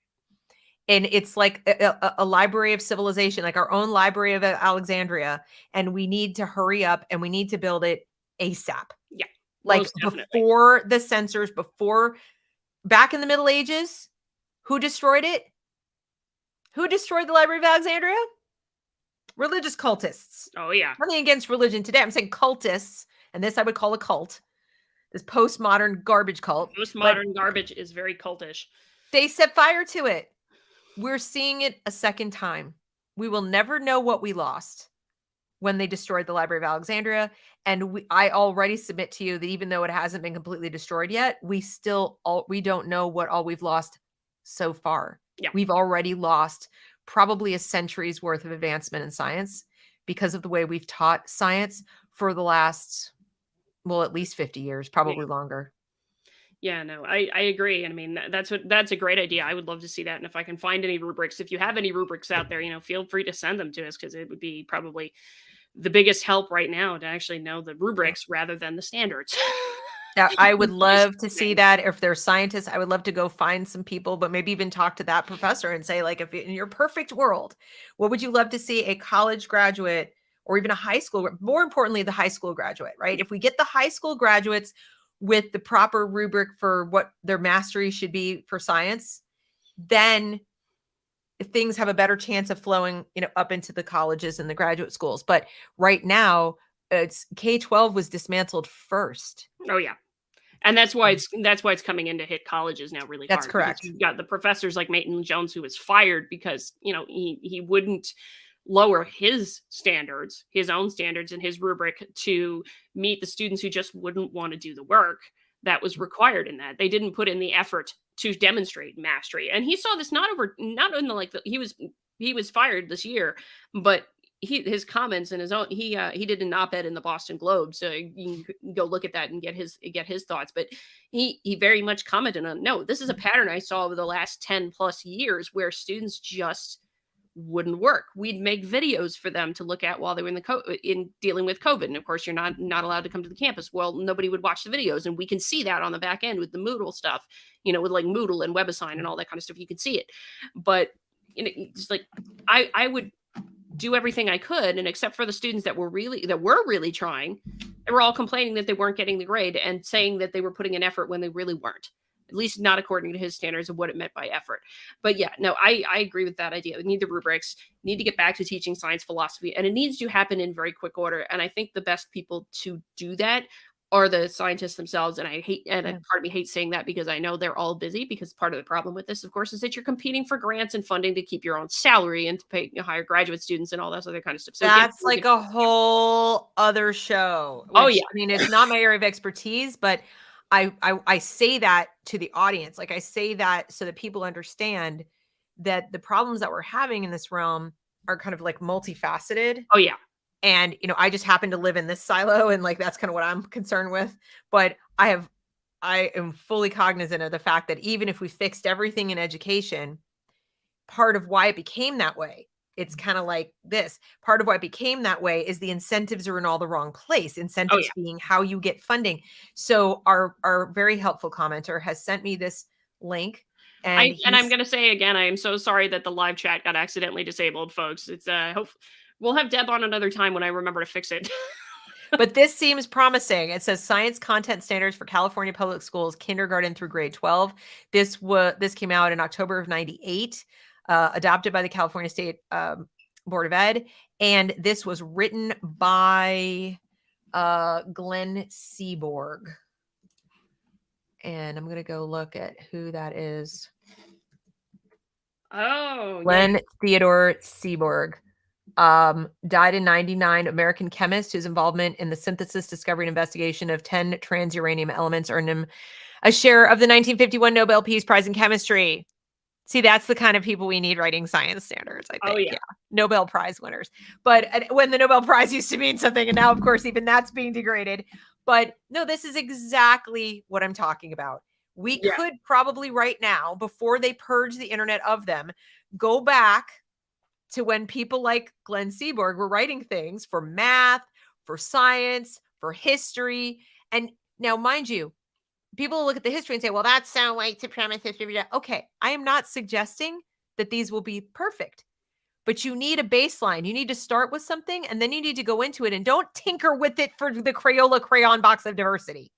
You tinker with it because something truly objectively valuable, not because it was written by someone who looks a certain way, but because it actually added to this knowledge in a real way, to the point where even if you didn't know the ethnicity or race of the person who found it, discovered it, came up with it, wrote it, whatever, you'd still find it important.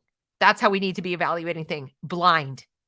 Absolutely blind. Put a blindfold on to who did it, except to their accomplishments. Glenn Seaborg, I'm not looking at him as a white man. I'm looking at him as a guy who's unbelievably accomplished in this area. Exactly. I wouldn't care. I mean, we're not even teaching kids about Benjamin Banneker, except if you're looking at the 1776 project. Exactly. Ironically. So anyway, this is really nice. I'm going to hold on to this myself. Yeah, hold on to that. That seems like a great place to start. But this is exactly what we're talking about. That's fantastic. I like that. And that was 2009, which I know California's completely changed this since then for all that. That's right. So 1998 is, you can go back there. And I mean, when you look at the different things, and I bet most parents, if they looked at this, they would say, this makes complete sense. You know where else you can find these kinds of things, these kinds of rubrics? Yeah. In homeschooling curriculum, in classical curriculum. So they exist. My point to everyone is, if you're absolutely insistent on keeping a public education system, and I hope that you're not, but if you are, I hope you'll consider trying to get it to be more localized. So rather than being the California Department of Education, have it be the Piedmont Department of Education, and only Piedmont or only LA or only whatever. And you know what?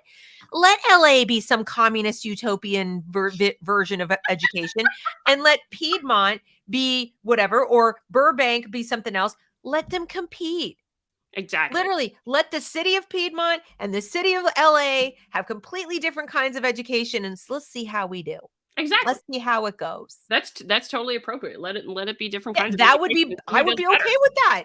If you really want to have freedom of speech and so-called, Republican democracy and all this, then no one should have a problem with that. I actually don't. Even if I completely disagree with what the Los Angeles Unified School District would pump out, as long as the Los Angeles area was agreed with it and everybody else could move someplace else, or they could elect different people to control Los Angeles. But what I object to is that Sacramento tells everybody what they're going to do. Right. Yeah. Beverly Hills refused to adopt the California math framework. Wonder why. So when it is optional, you do have cities and districts that say, we're not doing that. It should be, all of these things should be optional at all times. It should absolutely be optional, because I mean, in the local communities, you're going to know better about what the needs of the students are rather than this top-down approach. Well, and that's the dialectic. If you really, science too, It if is. you Yeah. really want to see what works, then you let them coexist and then see how it happens. But you cannot allow the people over here who are failing to impose upon the people who are not failing and say, it's not equitable. You're right. We're not failing like you are. Sucks to be you. Sorry, maybe do things the way we do. But unfortunately, we turn things over to this national, Department of Education. And I don't care what anybody says, they don't make a national curriculum. Really? That gets back to the funding. That gets back to the grants. That gets Exactly. back to all that stuff. So they're doing a little dance, and the ultimate goal of the dance is to make it possible for the most mediocre, incompetent people to function and make Exactly. money. Exactly. And this is all just That's it. like a lot of these things need to change. The incentives need to change. And you're right, it's a multi-layered mess of a problem right now. Yeah. To But it do, starts but with us as parents demanding answers to questions like, why did you change it? What was wrong with it specifically? Why is that a bad thing? Like, it wasn't equitable. Why is that a bad thing? Define equity. Yeah. How is that even achievable? How will you know when you're done? What And is that going to look like? and ask it and make sure they're being very specific and not giving you vague talking points either, because that's the desire, is to just go Yep. back to the vague talking point. In other words, mom and dad, you need to be scientists. Exactly. How do you know? You need to be skeptical and you need to ask questions and test it. And it's like, this school over here isn't doing that. Are they doing better or worse? Kind of things with that. You can ask those kinds of questions and look at it in real time. Although bear in mind, there's context differences with different districts and things like that. But then, you can get into that and explore those kinds of Dropping things. context is big. Oh yeah. And when you learn science properly, you don't do that as much. I mean, it's a human impulse to do it because it's fast. It's faster. And we have this illusion that it's efficient. And so we are kind of hardwired to think as efficiently as we can to kind of like move through life. But the more you learn the sort of discipline of science, the more inclined you are to stop yourself from doing that, because things may not be as they seem. You may not know what you think you know. And especially when you're dealing with feelings as being anywhere near the equation, I keep repeating what my friend Barbara says. In order to have the right feelings, you have to have the right facts. Yeah. Absolutely. It's just that you won't feel, yes, there are such a thing as the right feelings. If you misinterpret what you're looking at, then you're going to feel a way about it that doesn't apply to reality. Exactly. And that's going to lead you to make all kinds of bad decisions. Well, and I mean, even just to the broad societal level, if we're not allowing scientists, or we're teaching young scientists, it's like, no, you can't offend anybody, therefore you can't explore X and things like that. You can't go actually pursuing the truth because it might offend somebody or it might stigmatize some particular group. You can't go do that. Well, then what are you giving to someone who's got to make policy? Because yes, I do think it's a good thing that scientific knowledge informs policy decisions at the larger scale and what have you, and the advancement of society and things like that. But if you can't explore and can't get to the truth, and you're teaching students that they can't do that for fear of offending someone, Exactly. then you're stagnating society as a whole. You're not just stagnating the progress of science, scientific knowledge and development and that kind of things. And of course, technology and things. Think of all the different innovations that go on over history. Think about history before, right? Think of all the innovations that have been the result of scientific research and technological development. All of that stops the minute students are not allowed to pursue something, or told they can't pursue something because it might offend, because it might, it goes against some political sensibilities and all this other kind of stuff. It hurts my feelings and all. The minute Well, that's why I said we have no idea what we've lost. Yeah. We have no idea what we've lost. And that's what's concerning to me, is that we not continue to lose anymore, and we not set our kids up to be taken advantage of and exploited because they don't understand science. And we know that there are so many kids now being fed a diet of pills, and shots and God only knows what, that they don't need. And I think probably one of the biggest things parents can do in a homeschooling kind of thing, now that I think about it, is like keep fostering that inquisitive curiosity in a kid's mind. Don't let, if you, God forbid, have to have your kids in state schools, don't let that state school squash your kids' natural curiosity, because that serves you so dang well if you can preserve it and actually get into a STEM career. Because that's what makes me so tickled pink every Yep. time I do some research. Just like, ooh, what is this thing over here? And do that all the time when I'm at work. So you need They're to hardwired to do it. They Yeah. come out of the womb like asking questions and looking around and taking it all in. And Yes. what happens is education has a tendency to stop it. Yeah. So I mean, that's one thing parents can certainly do, is just don't let school stifle that natural curiosity, because that serves you so well if you do want to go into a STEM career. You know how you can tell is if you ask your child questions about what they're learning or around what they're learning. If you look at the work and say like, oh, well, what do you think about this? And what about that? And they say, stop. That's not going to be on the test. I don't need to know that. I don't care. That's not on the test. I don't need to know that for my homework. I just need to do this assignment and then leave me alone. Ding, That's ding, where ding, you know ding, you got a ding. problem. Yeah. If the answer, I don't need to know that, is your warning. Yeah. Definitely. And that This kid's isn't not about prepared to go into a need to STEM career. know. Who decides that? No, if that kid develops that mindset, then they're not going to do well in a STEM career to begin with.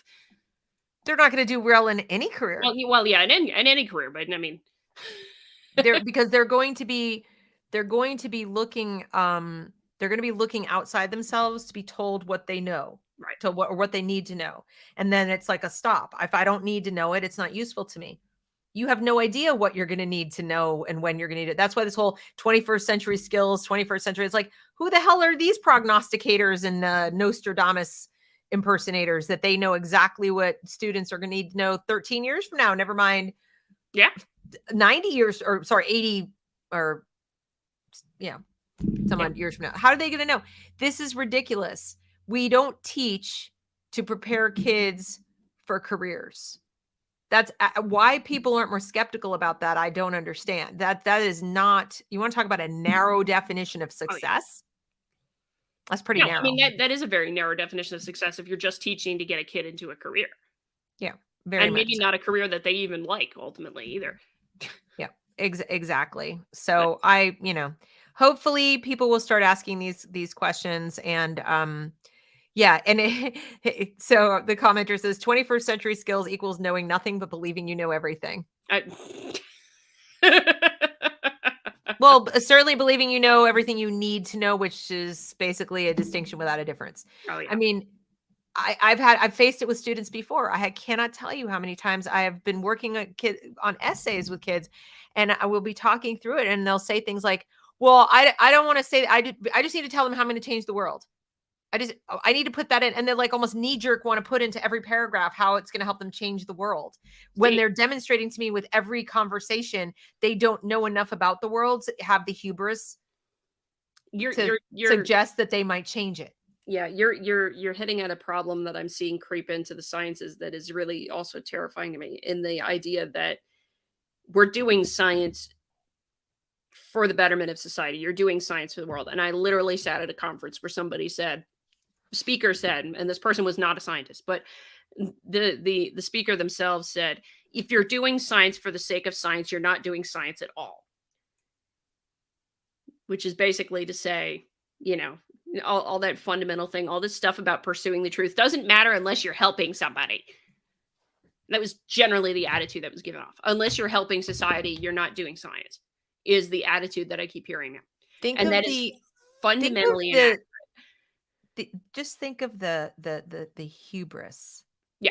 In that statement, that first of all, that you can identify successfully what the problems are, and that you know what help would look like. Yeah. In advance. Because if you're not doing science to help people, then it's not. How do you know that the thing you're going to do, what, even a solution, even a good scientist knows it, even something that does appear to solve a problem. Like, let's say, I'm Jonas Salk. I come up with the vaccine for polio. Certainly seems to solve the problem of, polio spreading and paralyzing lots of children and so forth and so on. So I've solved a problem, have I not? Okay. Well, you've bettered society in terms of them not contracting polio, but you've opened a door to belief in vaccines. Yep. Now, is that in itself an objective good? I think we've learned it's not. It's neutral to start with, But, what it does is it tells us vaccines are possible. Vaccines can work to do things. But that one development opened a door to a whole lot of new ethical questions, a whole lot of new possibilities that could result in incredible damage. Mm-hmm. How many people justified what was done with the COVID vaccine based on citing Jonas Salk? Oh, yeah. I lost track of it on Twitter. And so, if we are going to have that kind of arrogance that, I'm doing it to solve this problem. It's like, okay, well, even Jonas Salk didn't know that the pursuit of his solution to polio was, whether it was going to work or not work. That's not, I'm going to try to come up with a vaccine for polio was about polio. It was pretty narrow. Right. And now what I'm seeing is people just saying, see, this proves that vaccines are so great. Vaccines are always good. You should get all the vaccines. You should get more vaccines. You should get 6, 7, 8 vaccines at a time. because Jonas Salk. Jonas Salk and a vaccine. Yeah, I know. It's like, yeah, he prevented polio. And that means what? That means vaccines are perfect. No, it doesn't. So it's ludicrous. I would like to know that, yes, we approach solving problems, but not all science is done for that. Wouldn't it be great if there were scientists simultaneously saying, let's research the human, immuno response in general. Yeah. Let's know as much as we can learn about natural immunity. It may or may not help anybody. I mean, we might not be a betterment of society. Maybe it will, maybe it won't. Maybe it just adds to our knowledge of how the human body works. Oh, yeah. And wouldn't that be good to know? Mm-hmm. I think that'd be good to know how our bodies work already. Not let's get a drug for this and a drug for that and a shot for this and a shot for that and a supplement for this. And look, here's a pill. You'll automatically lose 20 pounds. Well, you solve the problem of weight loss. But then, 50 years later, when you find out like, oh, we completely changed the human genome because it does this weird thing to your body that oopsie. Exactly. There's a certain, people get annoyed that science is sometimes slow as a process, but it's deservedly so because you're trying to figure out all these different little things like that, which you should be trying to figure out before you give it to people. Let me see. They often say there's no planet B when it comes to the climate thing because you shouldn't be doing experiments on the only. There's no body B. There's no body B. That's the same idea. It's just like, well, you don't do huge amounts of experimental things with the human body and then not expect something to go wrong later. Yeah, and especially when we're talking about the immune system, which has evolved over time, actually very, very, very, very slowly. Human beings have evolved very slowly. That nobody wants to acknowledge that. By slowly, I mean relative to technology. Right. Very quickly in the grand scheme of, time compared to like dinosaurs or something. Yeah. But definitely very slowly related to what we've done technologically that affects our bodies. And so rather than, you talk about if you're not doing science, you better. I can, off the top of my head, probably rattle off half a dozen things I wish people were researching that they probably aren't researching because it would piss off some commercial interests. So nobody's going to fund it. It would, if, in other words, if you discovered it, something that was detrimental to the, fake sugar lobby or the people who've been demonizing fat or the people who are, like whatever. I'm actually shocked that the information has gotten out about how demonizing fat was a bad idea because of how much money was made in the low fat industry. Oh, yeah. Okay. But that's a classic example. It was like, oh, we found out that, saturated fat can cause this little problem. So don't eat saturated fat. And like, maybe we should start to understand the role that saturated fat plays in the body and why it is that human beings are so attracted to eating too much of it. Well, it's also like my mother has said a few times, like the studies on coffee, right? Exactly. Sometimes coffee is bad. Today it's poison. Tomorrow it's a miracle cure. Well, do you ever watch the show, The Orville? I have not, no. Okay. I highly recommend it. It's a Seth MacFarlane program, and it is, they say it's like sci-fi comedy, but there's not a lot of there's a little bit of comedy, but what I like about it is it examines some really interesting questions that we need to be examining, but within the context of an enjoyable TV show. And one of them was about scientific innovation. And they, of course, come from a civilization of humans like Earth, thousands of years in the future. Okay. And yet, so as a consequence, they're able to travel all over the universe. They're able to do things that we can only imagine. That's the sci-fi part. And they're able to discover other Earth-like planets that are at different stages of evolution, technological and scientific evolution to Earth at that time. And they encounter one where they are about as evolved as we are maybe 20 years from now. So in other words, imagine if we had gotten to the point of a system where you wear something around your neck, which you could push a button and vote or down vote people, like a social credit system that works. And the thing that people are afraid of, the thing that they come to a planet, and it's in the first season, and it's actually called Majority Rules is the episode. Okay. And they talk about the consequences of being able to do that. And they're playing it out. What would it look like if the world worked like that, where you had, you're offensive and you can just literally vote on every little thing, and that's how justice works. So one person from that kind of stows away on their ship to escape that, because a horrible world, you're terrified all the time, right? Well, yeah. But it looks normal. Like, it looks like our world. It doesn't, they're not in prison. They're not, like serfs. They're just constantly on edge, like at a high edge of anxiety and ass kissing. Okay. So one person escapes, she becomes a stowaway, whatever. But while on board, they have to decide, do we let her stay? Because we're interfering. If we let this more primitive person stay in our world, we have to be careful. We have to, this is going to be a shock, first of all, to her system. Is she philosophically and psychologically ready for the things that work the way they work now? And then, so the first they were like, I don't know, maybe not, maybe so, and so forth. So they decide they're going to let her stay. In conjunction with staying, she learns how their technology works. They have a food synthesizer. They literally have a synthesizer that can just synthesize healthy food. So they've gotten around the hurting the planet and all this kind of thing. And she then gets news that her original home planet is like imploding because of climate, the upvoting obsession and the social credit obsession, and we can't research anything because it might offend somebody, has resulted in the actual collapse of the planet. Right. And she wants to go back and bring a food synthesizer. She tries to steal a shuttle and she wants to go back and take it. And they tell her, no, you can't do that.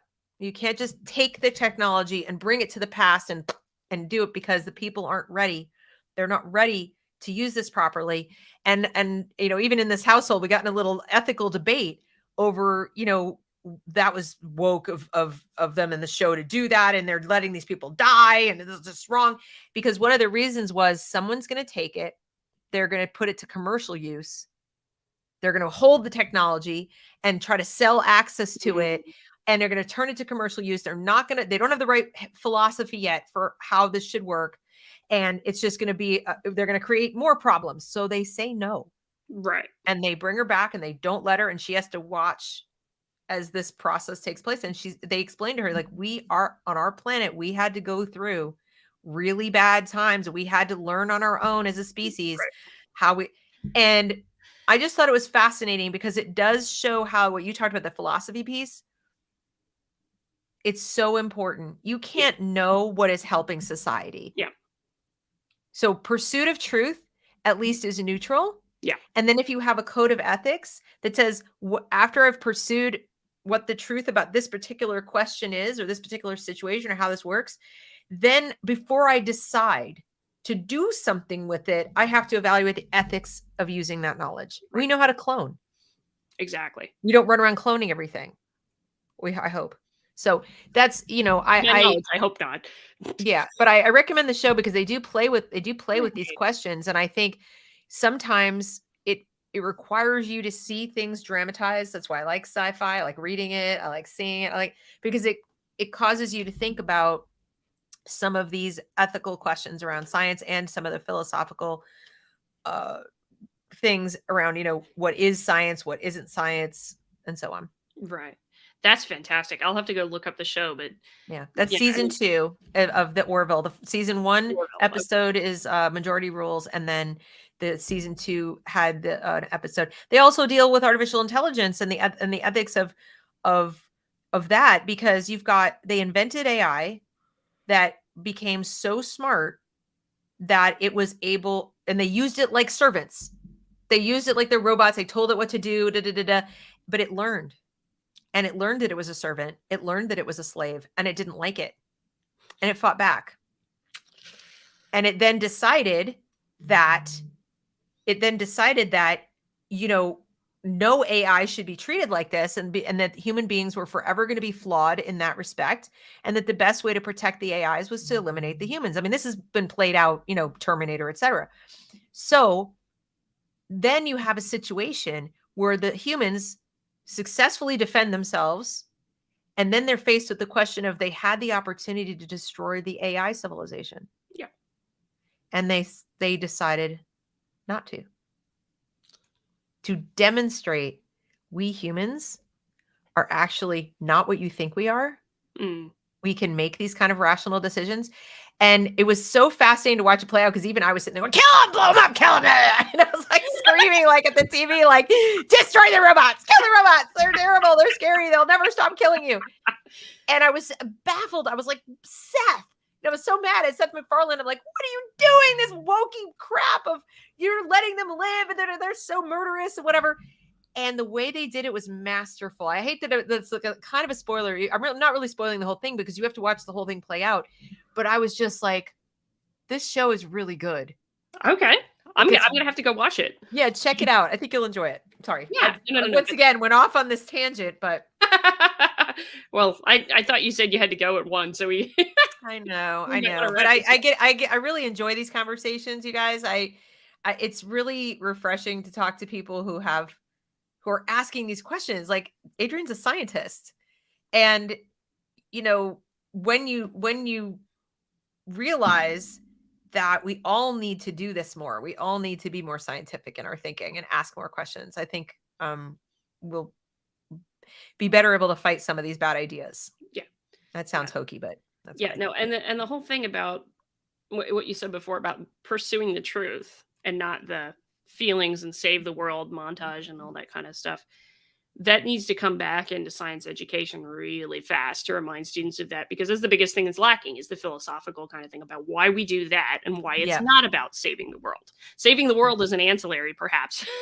you might get there with some of the scientific research and things like that. You might inform policy, but think about, well, they take that head on, don't they? They're like, they could theoretically, in the eyes of scientists today, the people in the Orville could save the planet. They have the technology. They know what it is. They know how to store energy. They know how to do all these things that, you know, that the planet that's several thousand years behind, like basically where we are, doesn't know how to do.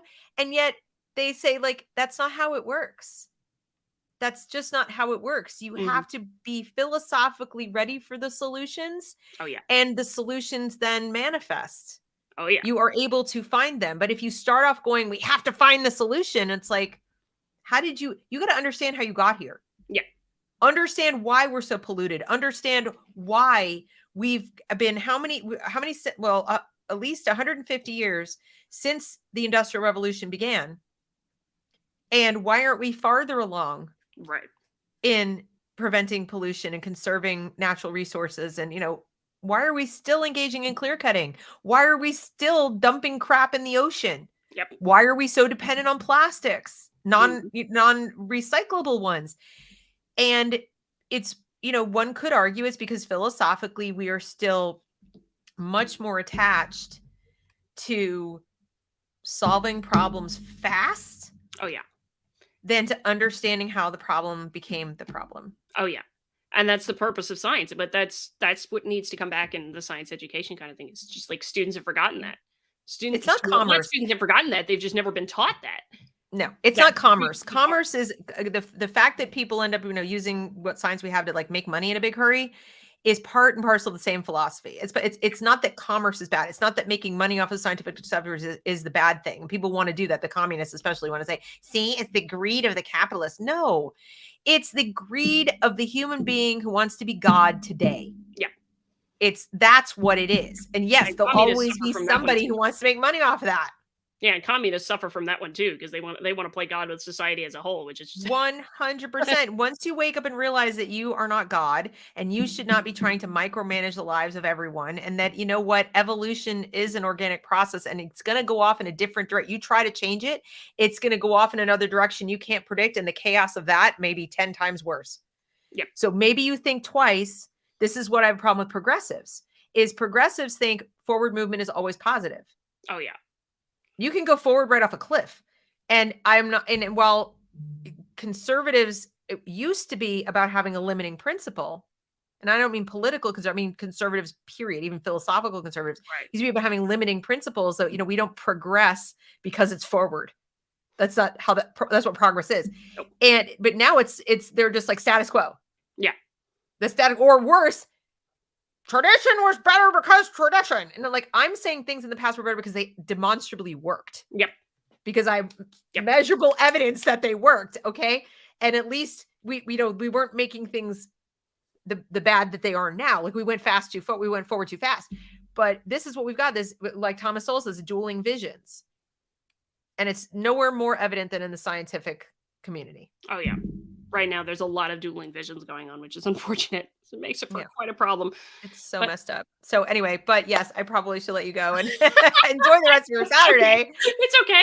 But no, So- I was just going to say, like, thinking about all these things and, you know, fixing science education is the prime thing, because, you know, if we think of all the innovations that we have, Mhm. you know, none of it happens if we don't fix science education to actually be focused on the Yeah. truth and actually, you know, the knowledge-based framework and things like that you were talking about.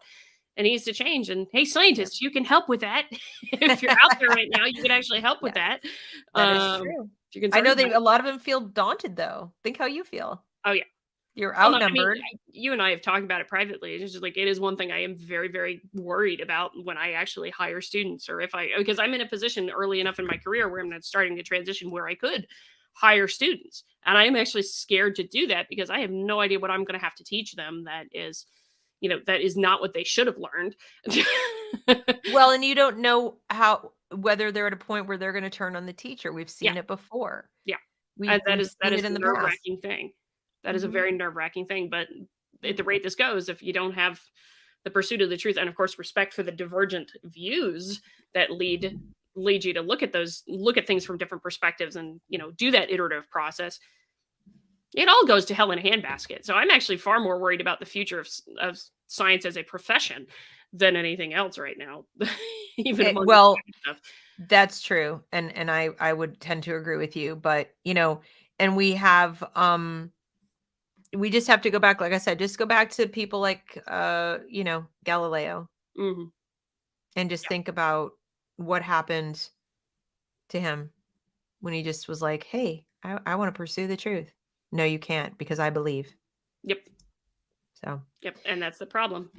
Uh-huh. So, yeah, I think we can wrap it up there. This has been a great chat. Again, I apologize to our Thank audience you. that I screwed up the live chat somehow. It's all right. It Live and learn. happens. But yeah, you gotta they'll get you if you don't like check all the right boxes. I And know, stuff, I so. know. But awesome. Well, I hope you guys leave comments. I hope you like the video, share the video, all that when it goes up live later. Not live later, when it goes up later, when the replay goes up later. We all know what we meant, right? Exactly. For local supporters, I'm going to jump over to locals and go live there for a little follow-up. If you have any questions that you obviously couldn't ask because Because there was no live feed. yeah, because I screwed up the live chat. I apologize about that. But I'll be over there within a few minutes, and we'll have brief chat there if anybody's around. And yeah, the next one will be sometime next month. Next SciChat Saturday will be sometime next month, right before Christmas, probably. But Right. Awesome. You have any All right. thoughts? Of Thanks, course, you go find guys. Deb on Twitter and on Locals and on Minds and on YouTube. And I forget where else you are because you're in a lot of different places at this point. Yeah, I mean, all the places, you know, Substack, Locals, YouTube. Minds is just kind of like an auto feed from my YouTube. I don't spend a lot of time posting there. I do have subscribe, share, and Patreon, mostly just for people who are looking to support my work. But you know, most of my work is on YouTube and Locals and Substack. Awesome. On Twitter. I'm You're there on Twitter. I'm very there on Twitter. You'll find me on Twitter. You do a lot more on Twitter than I do. So I do a lot on Twitter. I'm shadow banned at the moment, but Really? I did not know Mhm. that. yeah, I have all the bans except for the ghost ban. So Oh. you will have to really, like look for me. Hang on. Find people, find, yeah. But apparently when you go to search, I Go may looking for or may Deb. not show up. I may or may not show up. People I've tried and right now it's at a stage where they don't get me. People who have already followed me will find me. Oh, But okay. apparently, yeah, so we'll see if it works. Give it a shot. I'll have to check if I'm shadow banned or not. I don't know. I haven't even bothered to look.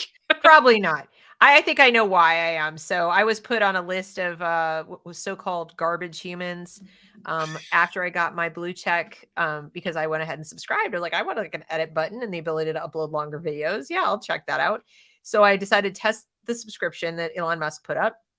And then somebody, I think over in Germany, but who might be connected to Twitter engineering, went in and grabbed the list of 42,000 plus people who had subscribed to the new subscription blue Twitter blue, ranked us in order of, ran an algorithm with certain keywords, don't know what they were, but ran something, and then put us in order of our number of followers. But our whole list of 42,000 who met those keyword requirements were garbage humans. I made the list and I was somewhere around 16,000 and change out of 42,000 and change. So, Well, that's interesting. that may be why. That may be why I'm shadow banned. I was a garbage human. Oh, jeez. I state facts that, I mean, that's what you do, and that just pisses everybody off. you're not allowed to do that. Even with Elon Musk, you may not get, banned, but you get shadow banned apparently because his engineers are trying to sabotage him. So Oh, yeah, at this point, but I'm really excited to see it to see it shake out, and I very much hope that it's going to be better. But even if it's not, I applaud anybody who comes in and says, "What are y'all doing?" There's like 7,000 of you here, oh yeah, and in 5 years you've come up with what? Edit nothing. button maybe for some people. Yeah, Nothing. nothing. They've I mean, not. they haven't really improved or innovated a lot since that company The started. slowest moving software ever in the history of ever. I mean, Facebook has come up with more, and Facebook is also crap. So you can't make money on Twitter. You can't we're there only because it's a town square. And we're like, that's where people are. I'm going to go talk there, but Yeah. it's not a useful tool, which is also why of all the social media things out there, it is the smallest footprint. People think it's huge. It isn't. It's actually the smallest number of people participating when you compare it to Facebook, LinkedIn, Instagram, and all the others. YouTube, even Rumble now too. That's right. Yeah. That's right. Because it's just, it doesn't have a lot of utility. Mm. There's a learning curve to using it. And when it's run by censors, Yeah, why bother? when you could ruin your life being out there because some bunch of clowns come out and decide to call your employer and get you fired. Oh yeah. Why would you go? Why would you be there? No, why would you be there at that point? But oh boy. Exactly. Yeah, no, I hope Twitter improves too now with Elon. It might just take a while because he's got to shake out all the people who are just trying to sabotage everything. Exactly. But precisely. All right. it. Well, you guys, you have a great rest of your day. You too, Deb. It's good to see you again. You too. And as for everybody else, we hope you enjoyed. We hope you stay curious.